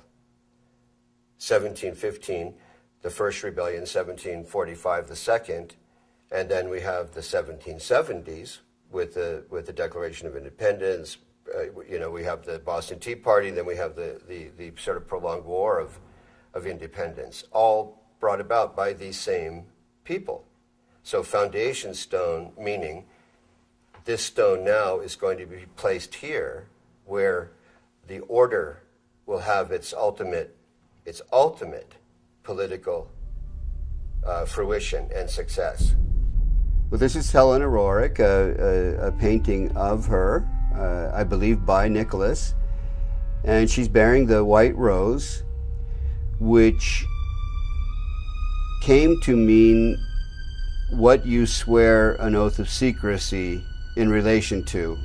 And the Jacobites would swear sub rosa with a single white rose. Her left hand, hand and elbow, are right alongside of the casket. The symbology is extremely interesting. Just the bearing of the white rose alone is, to me, highly suggestive of what she felt to be a secret mission that was associated with this stone that they received. It seems clear that their secret mission had to do with creating a one-world order through the League of Nations and by supporting the New Deal, which both FDR and Henry Wallace believed was the new order of the ages.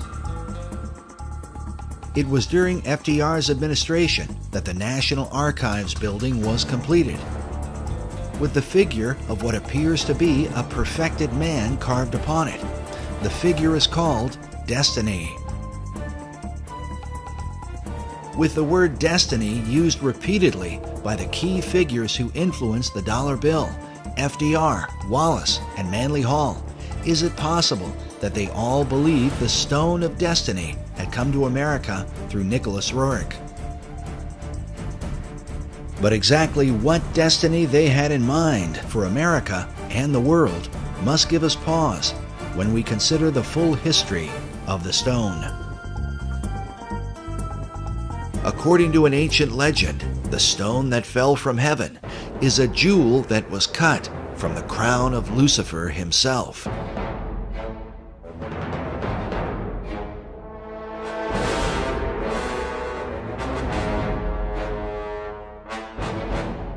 Commenting on this, Manly P. Hall writes that the lapis exilis, crown jewel of the archangel Lucifer, fell from heaven. Michael, archangel of the sun, at the head of the angelic hosts, swooped down upon Lucifer. During the conflict, Michael with his sword struck the flashing lapis exilis from the coronet of his adversary, and the green stone fell into the dark and immeasurable abyss. Hall goes on to say that out of Lucifer's radiant gem was fashioned the Sangreal, or Holy Grail, from which Christ is said to have drunk at the Last Supper. This idea seems to be captured in this depiction of the Grail by Dante Gabriel Rossetti. Rossetti was a 19th century esoteric painter who is said to have influenced modern Rosicrucianism. He may well have been familiar with the ancient legend, since his Grail cup appears to be a dark emerald green, mounted in a golden frame. But according to the various legends that are told, this stone of Lucifer was divided into different parts. One part became the Grail chalice, while King Solomon is said to have fashioned another part into a ring. Yet another part became the stone of the Kaaba. While this stone is black, Manly Hall suggests that Islam venerates the color green because of its association with the Grail stone. Others believe the Grail stone is the same as the Emerald Tablet. A depiction of this tablet can be found in the floor mosaic of the Cathedral of Siena, next to an image of Hermes Trismegistus, or Hermes Thrice Great. As such, it is known as the Emerald Tablet of Hermes. Written upon it is the Hermetic maxim, "That which is below is like that which is above." The tablet is also called the Philosopher's Stone and is well known in the ancient world. Sir Isaac Newton even did his own transcription of the Emerald Tablet. In the modern world, Carl Jung is said to have had dreams of the Emerald Tablet.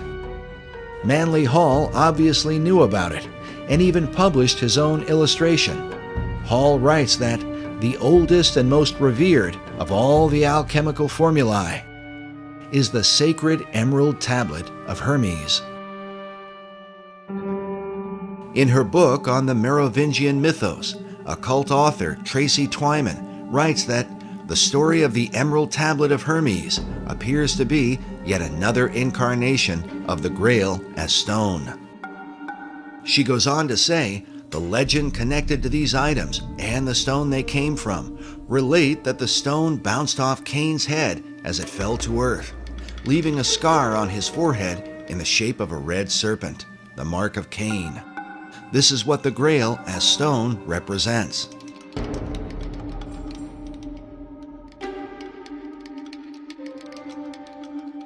Meanwhile, Nicholas Roerich called his stone a Chintamani, an example of which is shown in this image of a Buddhist figure who holds a greenish Chintamani stone in his hand.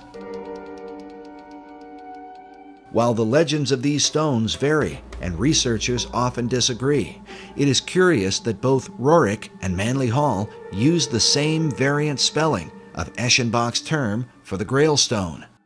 Eschenbach wrote lapsit exilis rather than lapis exilis. In each of their writings, both Roerich and Hall used the term lapis exilis. This might be written off as mere coincidence, if not for the fact that Hall was meeting with Roerich in the upper penthouse of the master building. This suggests that they had the same understanding of the stone. Furthermore, both men were involved, along with Henry Wallace, in the theosophical teachings of Madame H.P. Blavatsky, who openly asserted the ancient Gnostic belief that the true God is Lucifer. As such, for Roerich to have a piece of Lucifer's gemstone would have had great significance. Dr. Obadiah Harris explained to us the importance of Madame Blavatsky to Manly Hall and to his writings about the founding and destiny of America. There's another important lady over here that Mr. Hall wanted to honor, and that is Helen Blavatsky, a Russian woman. By the way, her little house in Russia, and I understand now, is the National Museum. But in the early days, he wanted to pay tribute to her contribution, and she was the co-founder of the Theosophical Society, whose headquarters now is in India. She wrote Isis Unveiled, The Secret Doctrine, and it is said, I don't know if this is true, but she died in 1891. Manly Hall was born in 1901, but it is said that he had read The Secret Doctrine by the time he was 12 years old and understood it. So there's a feeling that Manly Hall had a bond with this woman, a kind of spiritual bond, and that when he wrote Secret Teachings of America, he was really writing the next book for her secret teaching, secret doctrine, that he was taking it farther, and he did. So he felt that in her was a kind of something of the isthmus of the spirit that gave birth to the Philosophical Research Society.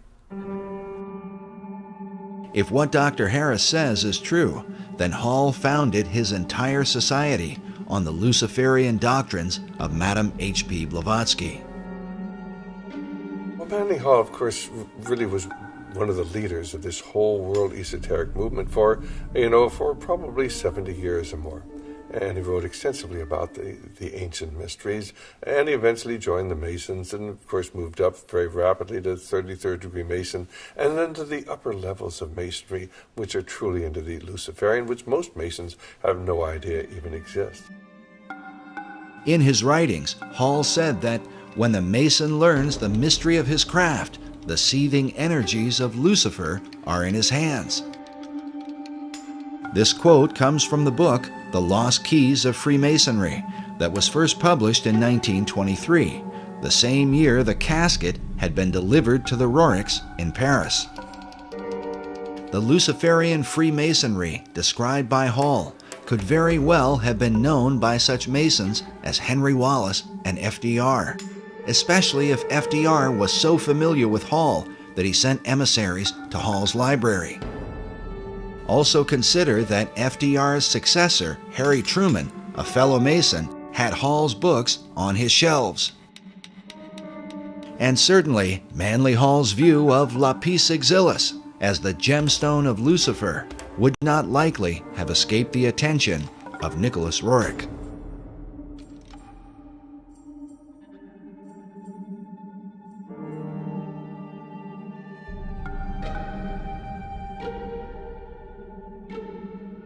Despite Roerich's international mystique and influence in the Oval Office, he eventually suffered a sudden and sharp decline.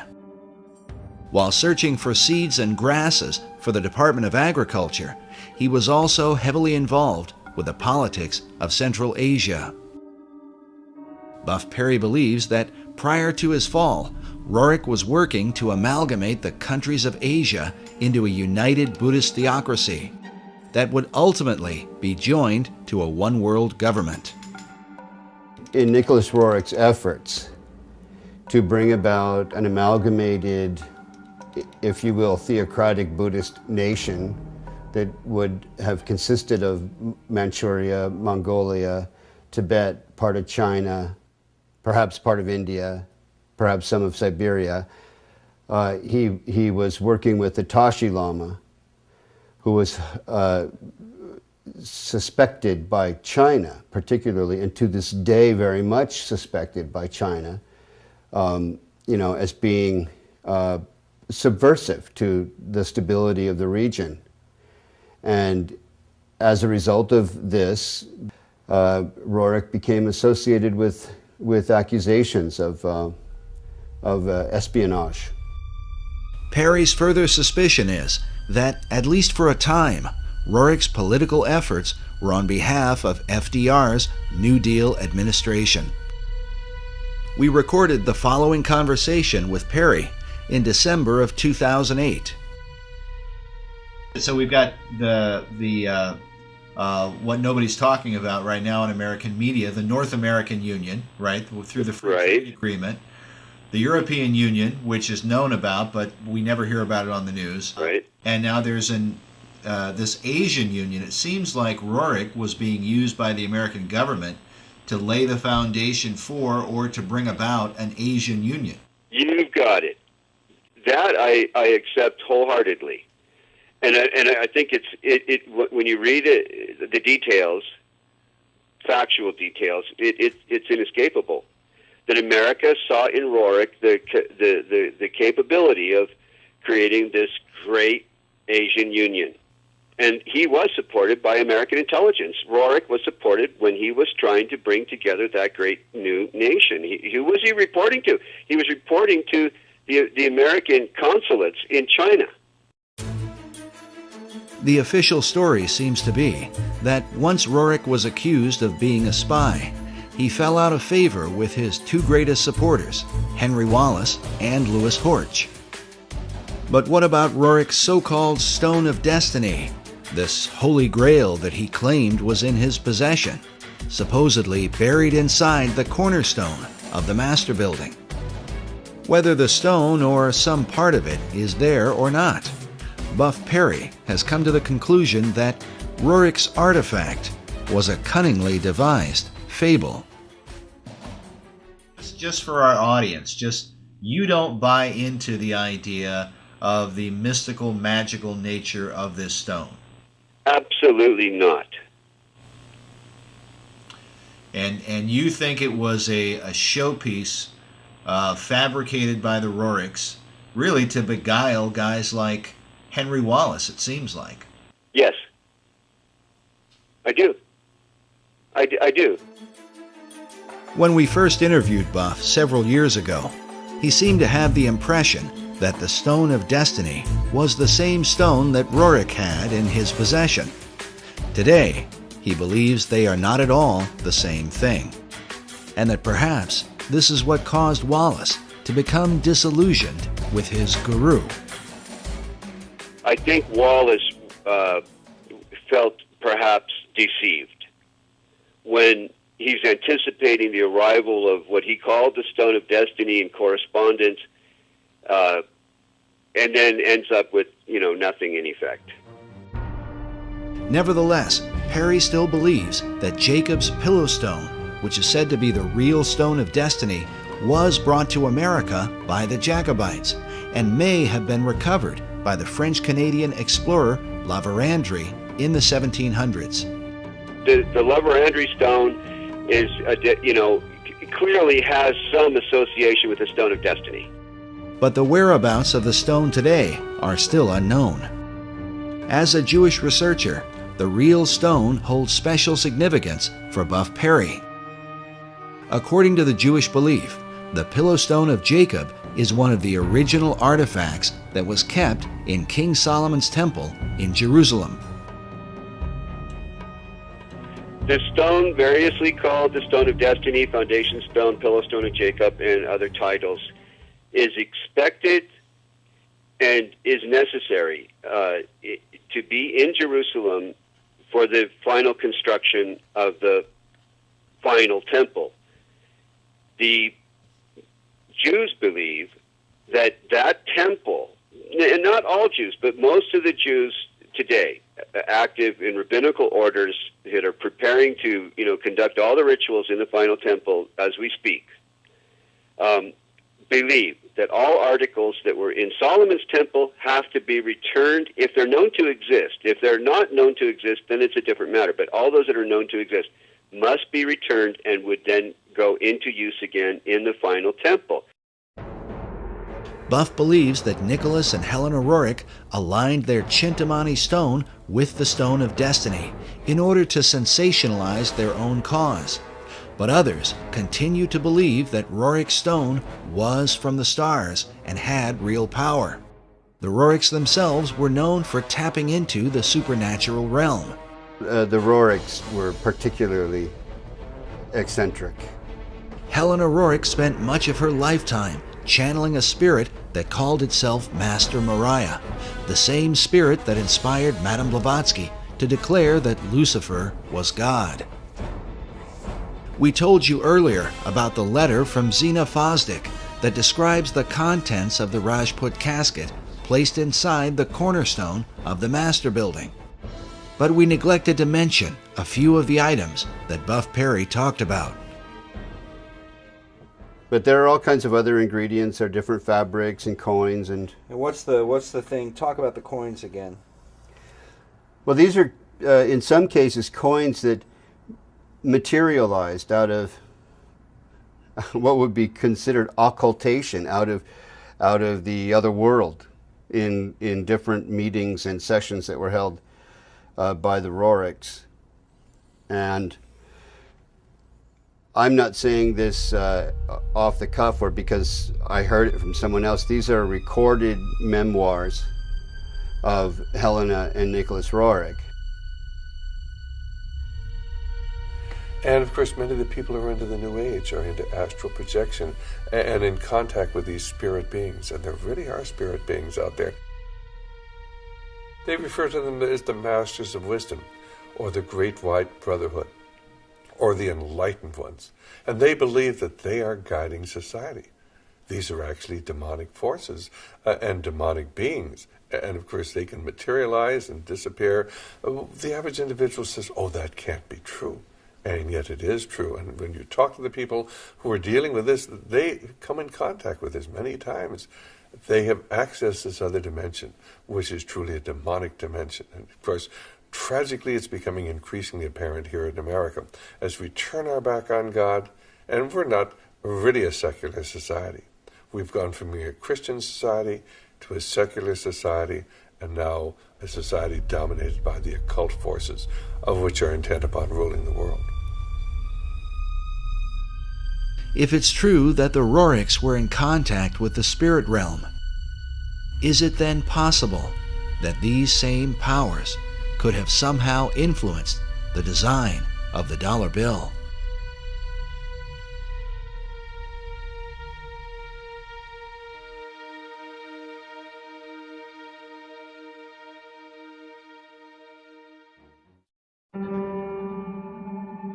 While the history surrounding FDR's administration is disturbing, there is said to be a darker level, and one that is openly satanic, in the design of the dollar bill.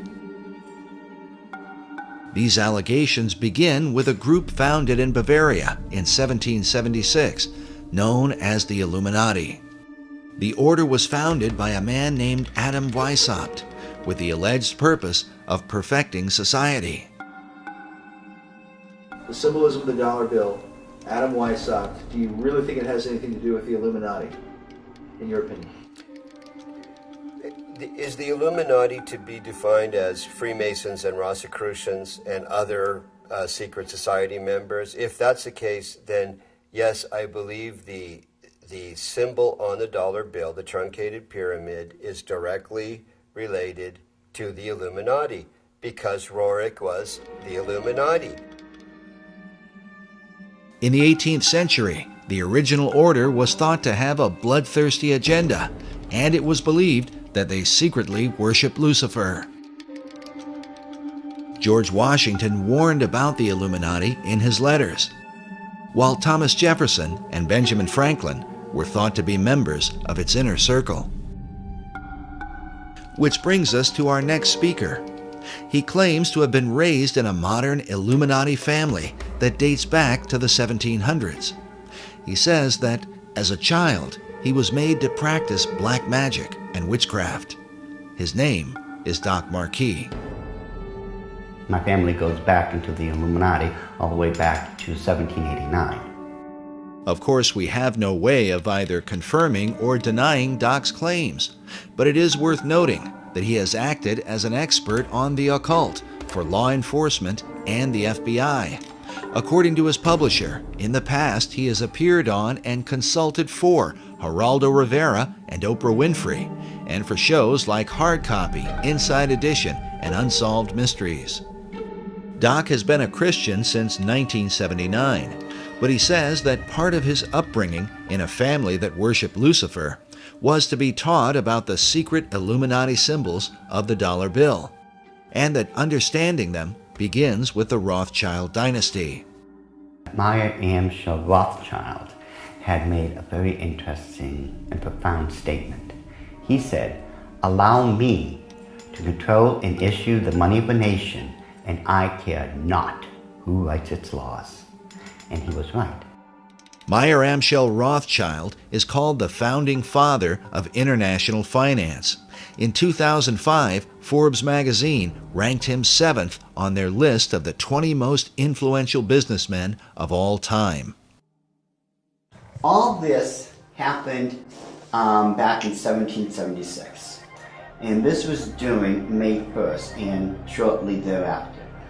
The significance behind that is that on May 1st, 1776, Dr. Adam Weishaupt, who was a devout Jesuit priest, who was given the chair of the professorship of religious studies at Ingolstadt University, was approached by Meyer Amschel Bauer, who would later change his last name to Rothschild, along with 12 of his most financially influential friends. They knew Weishaupt at that particular time was not only a genius when it came to the occult world, but Weishaupt also had an axe to grind, because it was the Catholic Church that just recently defrocked him. He was no longer a Jesuit priest, and he was going to send a message to them, to the monarchies of Europe, and to all other people who would try to have their will over his. What Rothschild and Weishaupt came up with was a plan to destroy the old world system of government through monarchies and the church, and to set up a new world order in its place. This is said to be the great plan of all the secret societies. So what happened? Meyer Amschel Bauer approached Weishaupt and basically told him, "We know you've got the occult knowledge and genius to put it all together. We've got the money. You do it, we'll back it." Just to paraphrase what really happened. So in 1773, Weishaupt started creating what had never been created before. The idea of Illuminism had always been around, ever since the days of Babylon, with the co-founders of being that Nimrod and Semiramis. But no one had ever been able to actualize it. However, May 1st, 1776, the Order of the Illuminati had become a reality under the auspices of Dr. Adam Weishaupt. Now, like other nations, orders, countries and such, they have their two great seals.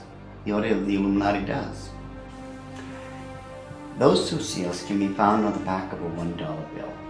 People mistake those to be the two great seals of the United States of America. They are not. Those are the two seals of the Order of the Illuminati. And I'm going to explain it to you. In order to understand the seal itself, we have to first take a look at every single thing that composites it. We look at the first part of it on our left, which would be the truncated pyramid one. Above it is a 13-letter Latin expression that says Annuit Corruptus, and directly underneath the base of the pyramid is a 3-word Latin expression which is Novus Ordo Seclorum. If you were to look up the word, let's say, work, in the English dictionary, you're going to find at least 50 different meanings for it. It is the same thing in Latin. Different words have different meanings. They have more than one meaning. The word seclorum, one of the definitive meanings is secular. Something that is secular is of the world. So it is proper, very proper, to translate the bottom as New World Order, the Novus Ordo Seclorum. The whole of it is saying, announcing the birth of a new world order.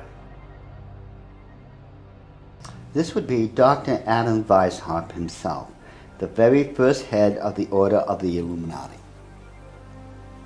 It was Weishaupt who had himself come up with a 7-part plan to create what he called the Novus Ordo Seclorum, or the New World Order. This is the person responsible for it. The interesting thing about the front of the dollar bill is that there are 4 huge ones. There is one in every single corner. Now, if we look at every single one of them, they each have an oval around it, except for the top right-hand one. Now, if we look at this blow-up version of it, you will find there's no oval. This is a shield that is surrounding the one. Now, the reason there was a shield here is because this is very similar to the original shield that was given to the Rothschild family when Baron Meyer Amschel Rothschild had become knighted in England and received the lordship.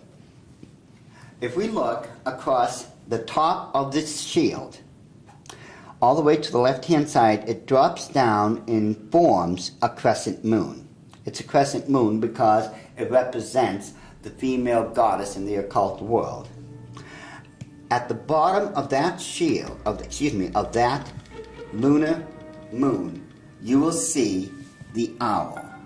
And it's very obvious once you take a good look at that part of the crescent moon. And it is the same Illuminati owl that is being worshipped at the Bohemian Grove in California by those members of the Bohemian Grove, where presidents, premiers, kings and queens and heads of nations throughout this world have met. You can tell just by looking at this photo, that is a 40-foot owl. It is made out of oak, and that the worshippers are surrounding that fire pit around that altar, which is easily reflected in the lake around them. This is definitely the owl of the Illuminati. The rituals performed at the Bohemian Grove are occult and idolatrous. One of them, called the cremation of care, is supposed to be a mock human sacrifice, though some suggest that real killings take place. When President Nixon was there, he commented about the extreme homosexual environment at this all-male boys' club. Among other powerful American leaders who have been spotted at the Grove are Ronald Reagan, Dwight Eisenhower, Jimmy Carter, Newt Gingrich, and George Bush Jr. and Sr. Now, when we take a look at the O, it is actually, occultically speaking, the shape of the Ouroboros, the snake that's going around in a circle, devouring itself. This O is actually the eye in this lady's face that they want to look at. This is the O. Now, what's in the center of this O? You take a good look. It is the exact same owl of the Illuminati that we saw on the back of the $1 bill. So the question then becomes, who owns L'Oreal? But the owl seems to be a major symbol for the secret societies, as they are found repeatedly inside government buildings in Washington, D.C. And a giant owl figure is even seen in the street design, with the United States Capitol in the midst of it.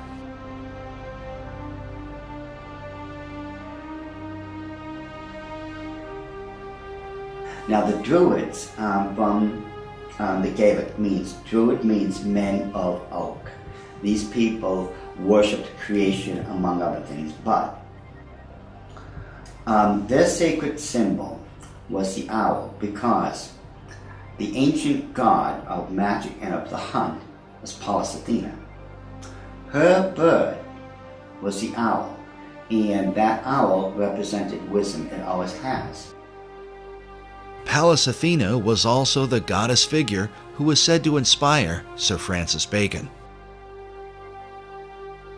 But now look at this owl seal at the Bohemian Grove, where it says, "Weaving spiders come not here."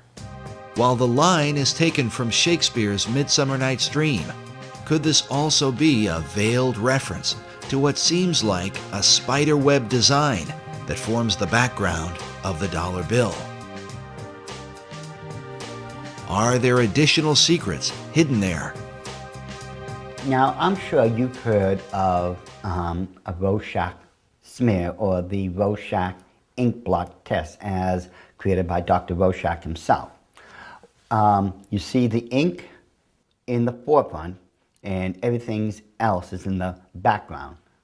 This way, your subconscious mind is supposed to pick up on what's on the foreground, and you're supposed to be able to tell what you are subconsciously seeing. Notice how it's very busy. Lot of intersection diagonally lines. You can't make out what's there. But let's get rid of the background noise, get rid of all the diagonal lines that doesn't belong there, and let's reverse the principle of Rorschach and take what's in the background and bring it to the forefront and see what's there. Because once we do that, we find out it's quite obvious that there is another Illuminati owl, and that it is perched on something that looks like an arrow. That is what they don't want you to see. Once you see this owl here and compare it to the other one on the left-hand side of it, it becomes very obvious that this is an owl. You can now begin to distinguish beyond all that busy signals and such that they don't want you to look through.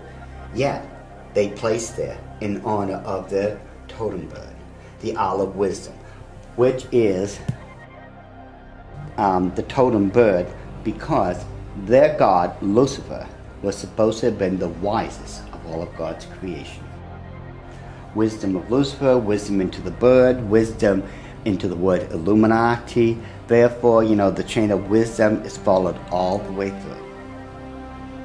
All right, now, did they teach you this in the Illuminati? Yes.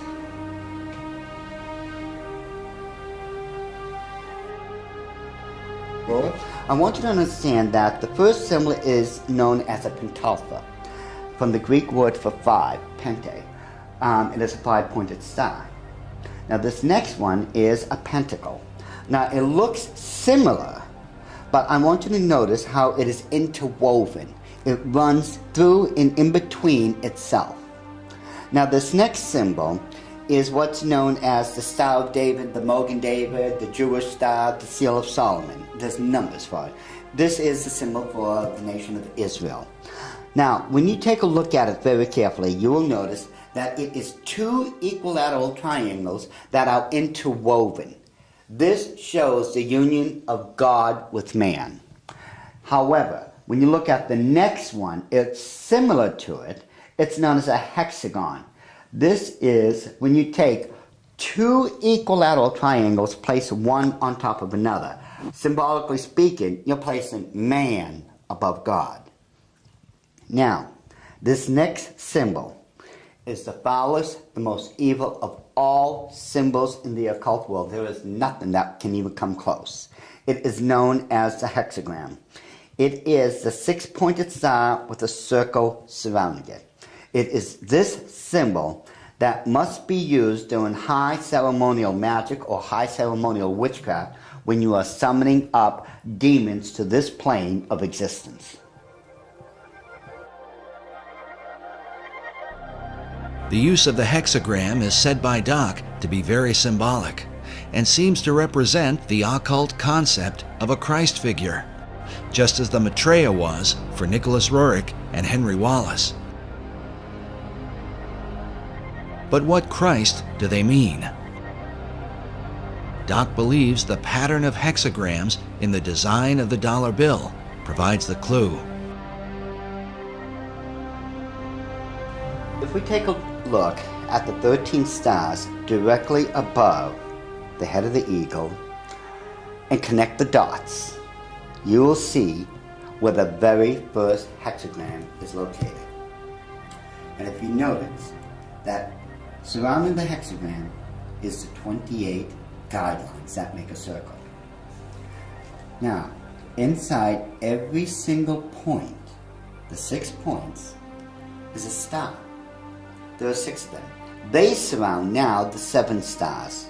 Remember, 6 is the number of man, 7 is the number of God. Now, it is man that is surrounding God or is placed above God.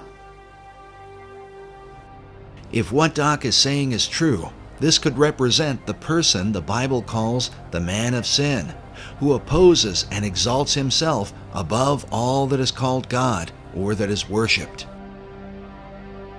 Doc's interpretation seems to also fit the worship of Lucifer, for in the Bible, Lucifer declares that he will exalt his throne above the stars of God. Next, Doc claims a second hexagram can be found by connecting the various points where the much talked about number 13 is represented. And don't try to tell me it's the 13 colonies. There are 13 stars above the eagle's head, 13 stripes in the shield, 13 leaves on the olive branch, 13 arrows in the eagle's talon, and then 13 letters in the phrase E pluribus unum, which makes for 2 points on either side of the eagle's head, for the 6 points total of the hexagram. If we take a close look at the same seal and connect all the 13s together, just like we did when we were kids, when we were playing that game, connect the dots, once we connect all the 13s, it becomes very apparent where the second hexagram can be found. In this one, which is very obvious, already comes with a circle around it.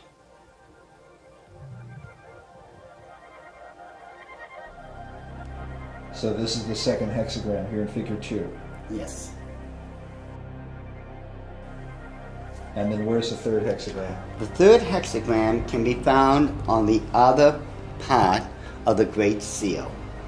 Again, connect all the 13 together, the 13 letters, the 13 steps in the pyramid, connect all this together. And you'll note, with the circle that's already there, it forms the third hexagram.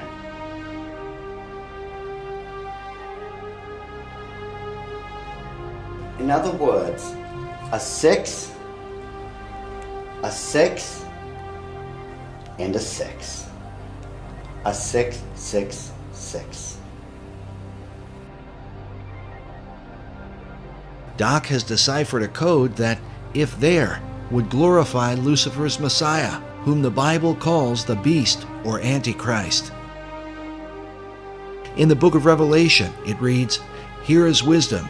Let him that hath understanding count the number of the beast, for it is the number of a man, and his number is 666." Could there really be 3 6-pointed hexagrams on the dollar bill? Once we start at the base of the pyramid, which is the foundation of all things, and follow the design of the hexagram itself, you're going to find out something very startling. We go from the M and follow the symbol all the way up to the A. The A cuts directly underneath the eye of Lucifer all the way to the S. The S connects all the way down. It goes in between the V and the I and connects all the way to the O. And following the symbol, the O connects up and over along the symbol of the hexagram to the word N. In perfect sequence, it's M-A-S-O-N,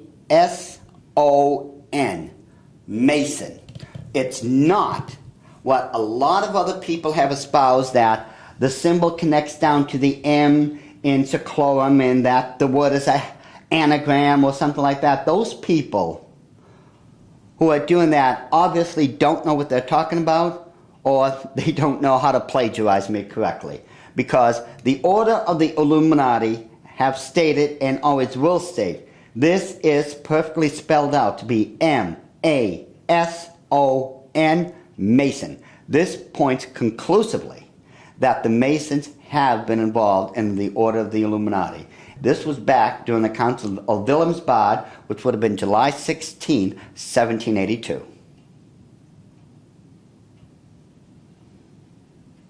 All right, so what are we seeing?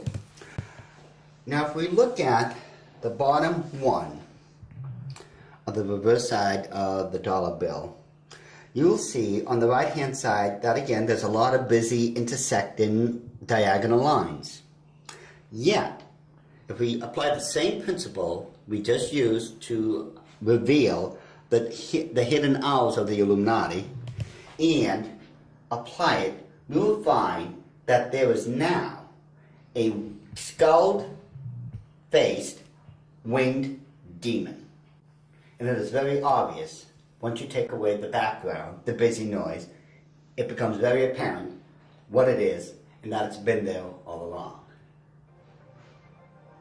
And if we just simply go and enlarge that section, just start with a small one, and just keep enlarging it, and enlarge it even more, even with the background noise there, as I call it, I think it becomes very apparent what we are now looking at. That it is still a skull-faced winged demon. And it is these demons that are protecting and blessing the two great seals of the Order of the Illuminati. And it would make perfect sense that it had to be demons used to protect these seals, since I am convinced it was those same demons that handed them over to Thomas Jefferson when they first created them. I am convinced, beyond all doubt, that that indeed was a demon sent up from the bowels of hell, probably under the direct orders of Lucifer himself.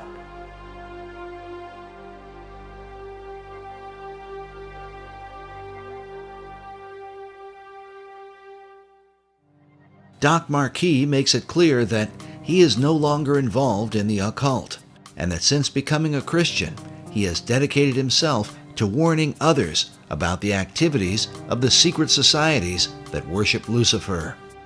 I've been doing this now since the late 70s, when I first left the Order of the Illuminati, and that's when at that point I had become a born-again Christian. At that time, I realized what I had been doing all along. Maybe in my own way of trying to make up for what I had done, and I've done a lot of heinous things in this life, I begin to wonder if I'm not trying to make up or atone for some of those things I had done. And I know in my heart of hearts that as a born-again child of the King, my sins have already been bought and paid for. But still, there's just that part of me that still feels so guilty about everything I've done.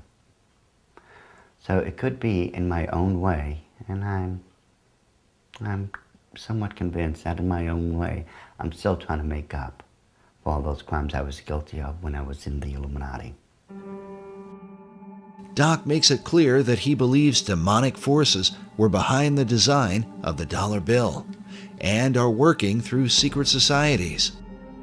One of them is the Order of the Eastern Star, the female chapter of Freemasonry, whose icon is an inverted pentagram, a symbol associated with the satanic goat of Mendes. Ed Decker told us a story about a woman he once counseled who was involved in this society. I got a call one day after I had published a book on it, and a little book called The Question of Freemasonry. And in that book, I had, on one page, is the actual goat of Mendes. The goat of Mendes is a very significant symbol, since it was designed by 19th century French magician Eliphas Levi, without question the most influential occultist of the last 200 years. In his books, Levi glorified Lucifer and Satan, and his writings were quoted extensively by every major occult leader, including Albert Pike, Madame H.P. Blavatsky, and Manly P. Hall. Now listen carefully to Ed Decker's story. I got a call from someplace back in Pennsylvania, New Jersey, and this is years ago. And a lady called me up and she said, "I want to talk to you." She said, "I received a copy of your book. I am the head of the Eastern Star for my state." And she said, "Every time I go to another area of the state to do the induction of the leadership of the local chapters of the Eastern Star, I have these bad dreams, and it's like this demon comes in and attacks me in my bedroom, and it's this evil, evil thing. And it's beginning to bother me." And someone mentioned to me that, you know, the Masons and the stuff that they do isn't really godly. You might want to study it a little bit. She said, so she told me that she went to a Christian bookstore and asked them if they had anything on the Eastern Star or Freemasonry. And the lady said, you know, in the mail, I had just gotten this booklet. It's called The Question of Freemasonry by this guy, Ed Decker. And she said, I opened the book, I opened it up to the page, it just opened to the page that you have the goat of Mindy's on there. And I looked at that, and that's the demon that's been coming into my room and attacking me when I'm going around the state and doing the inductions of the ladies of the Eastern Star. She said, I ran down 3 blocks to my husband's office, left my car right in the parking lot of the Christian bookstore, ran down there, got my husband out of his, I think he was an insurance agent or something, and said, look at this. They left there, went home, read the book, got on their knees, confessed it as sin, renounced it, and had that thing taken off their back. And from that time on, all that heaviness left her. When it went away, it just moved off her entire spirit. It was a spirit of darkness and evil. And it was the goat of Mindy's, the same thing that's on the Medal of Honor, the same thing that's built into the Capitol and the Mall and the White House, built in there. It's the same evil spirit.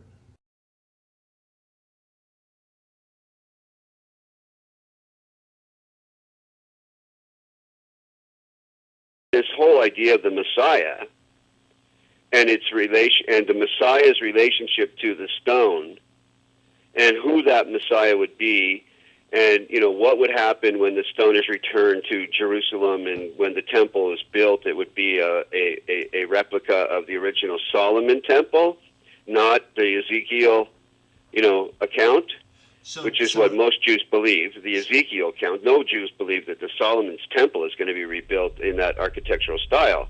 But the Masons believe, if I understand them right, that when that stone finds its way to Jerusalem, it's one of the last items necessary, and that there are certain rabbinical orders that I've met today that are anticipating its return.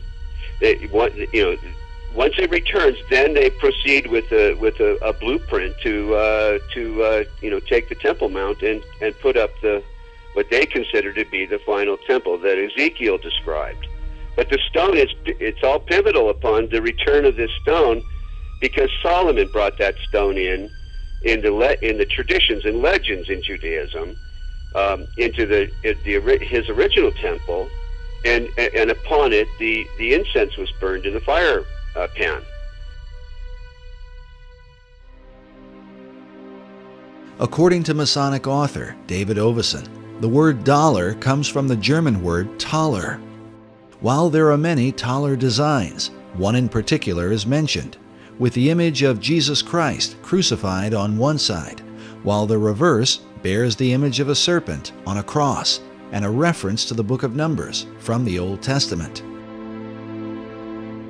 In this account, the children of Israel had complained against God. The scripture says, "And the Lord sent fiery serpents among the people, and they bit the people, and much of the people of Israel died." When they repented, God commanded Moses to erect a bronze serpent upon a pole, saying that everyone that is bitten, when he looketh upon it, shall live. In the New Testament, Jesus made reference to the bronze serpent as a picture of his crucifixion. He said, "As Moses lifted up the serpent in the wilderness, even so must the Son of Man be lifted up, that whosoever believeth in him should not perish, but have eternal life." Some believe that the serpent cross is the original inspiration for the American dollar sign today. While the image of the bronze serpent holds a very particular meaning for Christianity, David Oveson explains that Kabbalists and alchemists find an interesting parallel in the Hebrew gematria. The Hebrew word for the serpent of Moses is Nakash, which means the shining one. The numerical gematria for Nakash is 358. This is also the numerical equivalent for the Hebrew word Mashiach, or Messiah. Oveson claims that these numerical equivalents allowed magicians to draw a connection between the brazen or bronze serpent and the Messiah. But exactly what Messiah do they mean? The phrase e pluribus unum, or out of many, one, appears in the banner held in the mouth of the American eagle. The word one appears a total of 7 times on the dollar bill. Oveson writes, in magical numerology, the number 7 is regarded with a special veneration. Certain texts that deal with the meanings of numbers insist that 7 stands for the complete temple. The temple he refers to is the ancient temple of God, built by King Solomon in the city of Jerusalem. Oveson goes on to say that the concept of a complete temple is symbolized by the unfinished pyramid of the Great Seal, where the symbol of a Messiah figure is also shown with the all-seeing eye, representing the capstone that will one day complete the pyramid. In other words, when the Messiah emerges, then will the temple be complete. But just who this Messiah will be is the subject of intense debate, and the clues to his identity are said to be related to the temple itself.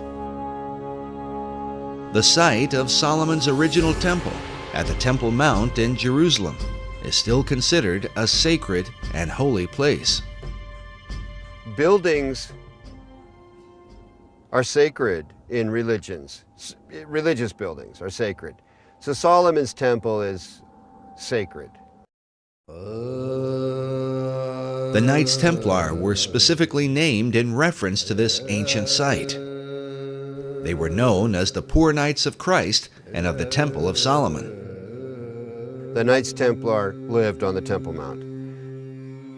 Today, the Temple Mount has on it the Dome of the Rock and Al-Aqsa Mosque. The Knights Templar had their headquarters in Al-Aqsa Mosque when they were there.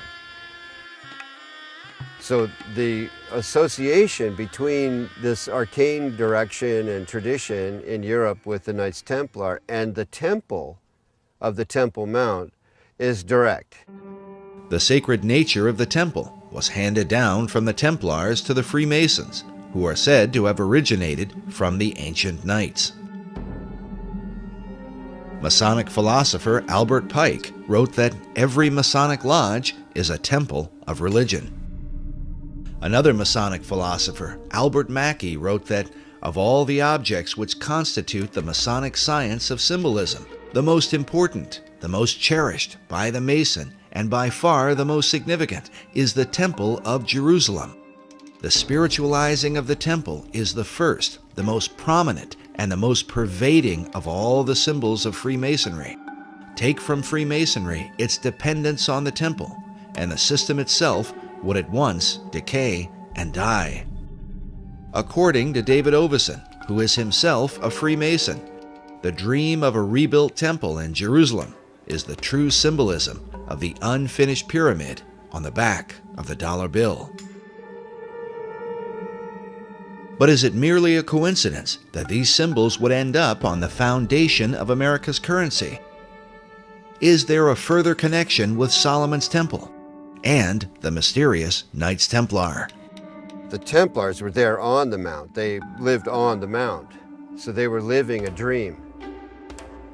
And the dream is the same dream Christopher Columbus had and wrote about extensively in returning to Jerusalem with the gold from the Americas to build the temple. Was this the true purpose of Columbus's voyage? To finance the rebuilding of Solomon's temple? And was this desire handed down from the Templars to Columbus to modern Masonry? As we have shown before, the ships of Columbus sailed with a red cross on a white background, the symbol of the Knights Templar. But despite the interest of Templars and Freemasons, the original temple begins with the Jewish people. The temple was critical to Judaism. It was the heart of Judaism. The first Jewish temple, built by King Solomon, was destroyed by the Babylonians in 587 BC. The temple became a necessity for the existence of Judaism. So when it was destroyed, the longing for another temple in the Babylonian exile was, primary. The foundation for a second temple was laid by Zerubbabel when the first Jews returned from their captivity in ancient Babylon. First thing, when Jews are able to return, they build a temple. There's Zerubbabel and Ezra and Nehemiah come together. There's a temple built. It's added on to over the centuries until you end up with Herod's temple. This second temple was in existence during the time of Christ and the apostles. But it would also be destroyed, a terrible event that Jesus himself had prophesied. The scripture says that the disciples came to show Jesus the buildings of the temple, and Jesus said unto them, See ye not all of these things? Verily I say unto you, there shall not be left here one stone upon another that shall not be thrown down. And when ye shall see Jerusalem compassed with armies, then know that its desolation is nigh. And so it came to pass that the second temple was destroyed with the fall of Jerusalem in 70 A.D. Yet in the aftermath of its terrible destruction would emerge the dream for a third temple, and what some believe will be the final temple of all time. This arcane connection to Freemasonry has its roots in the longing for the temple, the longing for the final temple, for the ultimate temple where Hagoyim, where non-Jews pray with Jews, as the old books, the last old books of the Old Testament predict will happen. When does that temple get built? The idea of a final temple is shared both by Jewish leaders and the Freemasons. Yet the two groups disagree on exactly what the final temple would be. There is a common history here and a common longing. They'll never end up with the same temple. Jewish wishes for the final temple really don't resemble what Masons want to have built on the Temple Mount, which is a replica of Solomon's temple. With their mysterious rituals and secret practices, the Masons are often accused of intoxicating the world, making it drunk with ideas of a new age and a new world order, all of which are engineered toward the fulfillment of the new Atlantis envisioned by Sir Francis Bacon. Could it be that this is what lies behind the concept of a third and final temple? It, to me, makes perfect sense that the new Atlantis, as understood in the Baconian tradition, involves the final temple, the spiritual headquarters, if you will, of the new Atlantis. The idea of that temple is central to Freemasonry, the Knights Templar, and of this there is no doubt. They've all expressed it. All these arcane societies have let it be known that this is really ultimately a central goal. They seem to all gravitate toward there being a temple, a need for a temple, except Orthodox Muslims who say, no, we're the last religion. These buildings are fine, thank you very much. Become a Muslim and you can pray in them and hang out on the Temple Mount, which is not going to happen. So that leads to a pretty ugly likelihood. If people who want a temple get their way, there's going to be a bloodbath there.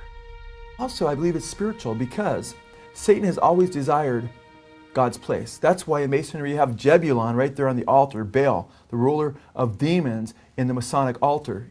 And Masons are generally, obviously, being deceived. However, right there on the Temple Mount in Israel, you have the Dome of the Rock, and the Golden Dome, the Black Dome, and within these domes you have statements right there on Israel's Temple Mount, statements that Allah is God and Allah has no, or God has no son, and Muhammad's his prophet, a denial of the true God and his son, Jesus Christ. And again, that's what 1 John identifies as being the spirit of Antichrist, those that deny the Father and the Son, 1 John chapter 2. And that's a harbinger of the ultimate Antichrist to come, who's going to sit in the temple of God, showing himself that he is God. So isn't it interesting? here we have Benjamin Krim speaking of a coming Maitreya who will rule as the coming Imam Mahdi of Islam. Of course, he can't really rule, and there can't be world peace unless the Jews, in his mind, are annihilated. And by the way, according to Muslim teachings in the Hadiths, when the Imam Mahdi comes or when the Messiah comes, he will destroy the Jews and the people of the cross. So all of this stuff, incredibly, it fits together just too well.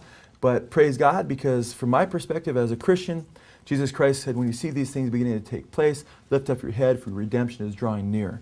And I believe these are signs that Jesus Christ is coming again. And when he does come, he will defeat the Antichrist, and every knee will bow, and every tongue confess, including Benjamin Krim, including the leaders of Iran and Hezbollah and so forth. Whether it's in heaven or on earth or in hell, every knee will bow, declaring that Jesus Christ is Lord in the end. And what will all these things mean for the future destiny of America?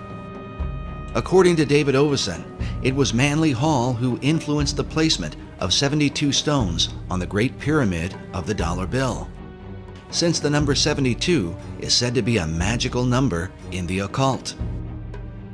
It was also Hall who taught that the American eagle was a cleverly disguised phoenix bird.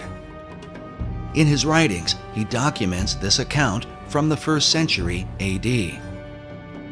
There is a certain bird which is called a phoenix, and when the time of its dissolution draws near that it must die, it builds itself a nest.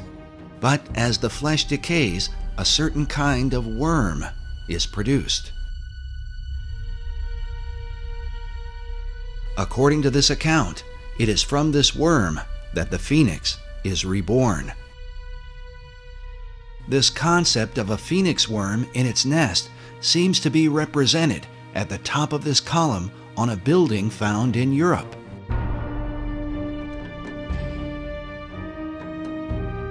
But in Washington, D.C., up at the tops of the 72 columns of the National Archives building, we find nearly identical carvings,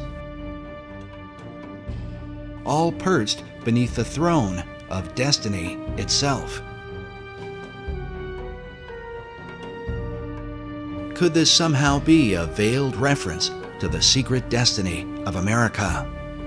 Watching the strength of the American dollar decline, we consider America's founder, George Washington. Around his image on the face of the dollar is said to be an omega symbol, signifying the end. But what end? Many researchers have come to believe that the plan of these Luciferian societies is that, like the phoenix of old, the America that we know will ultimately be destroyed, and that from her ashes will be born a new world order.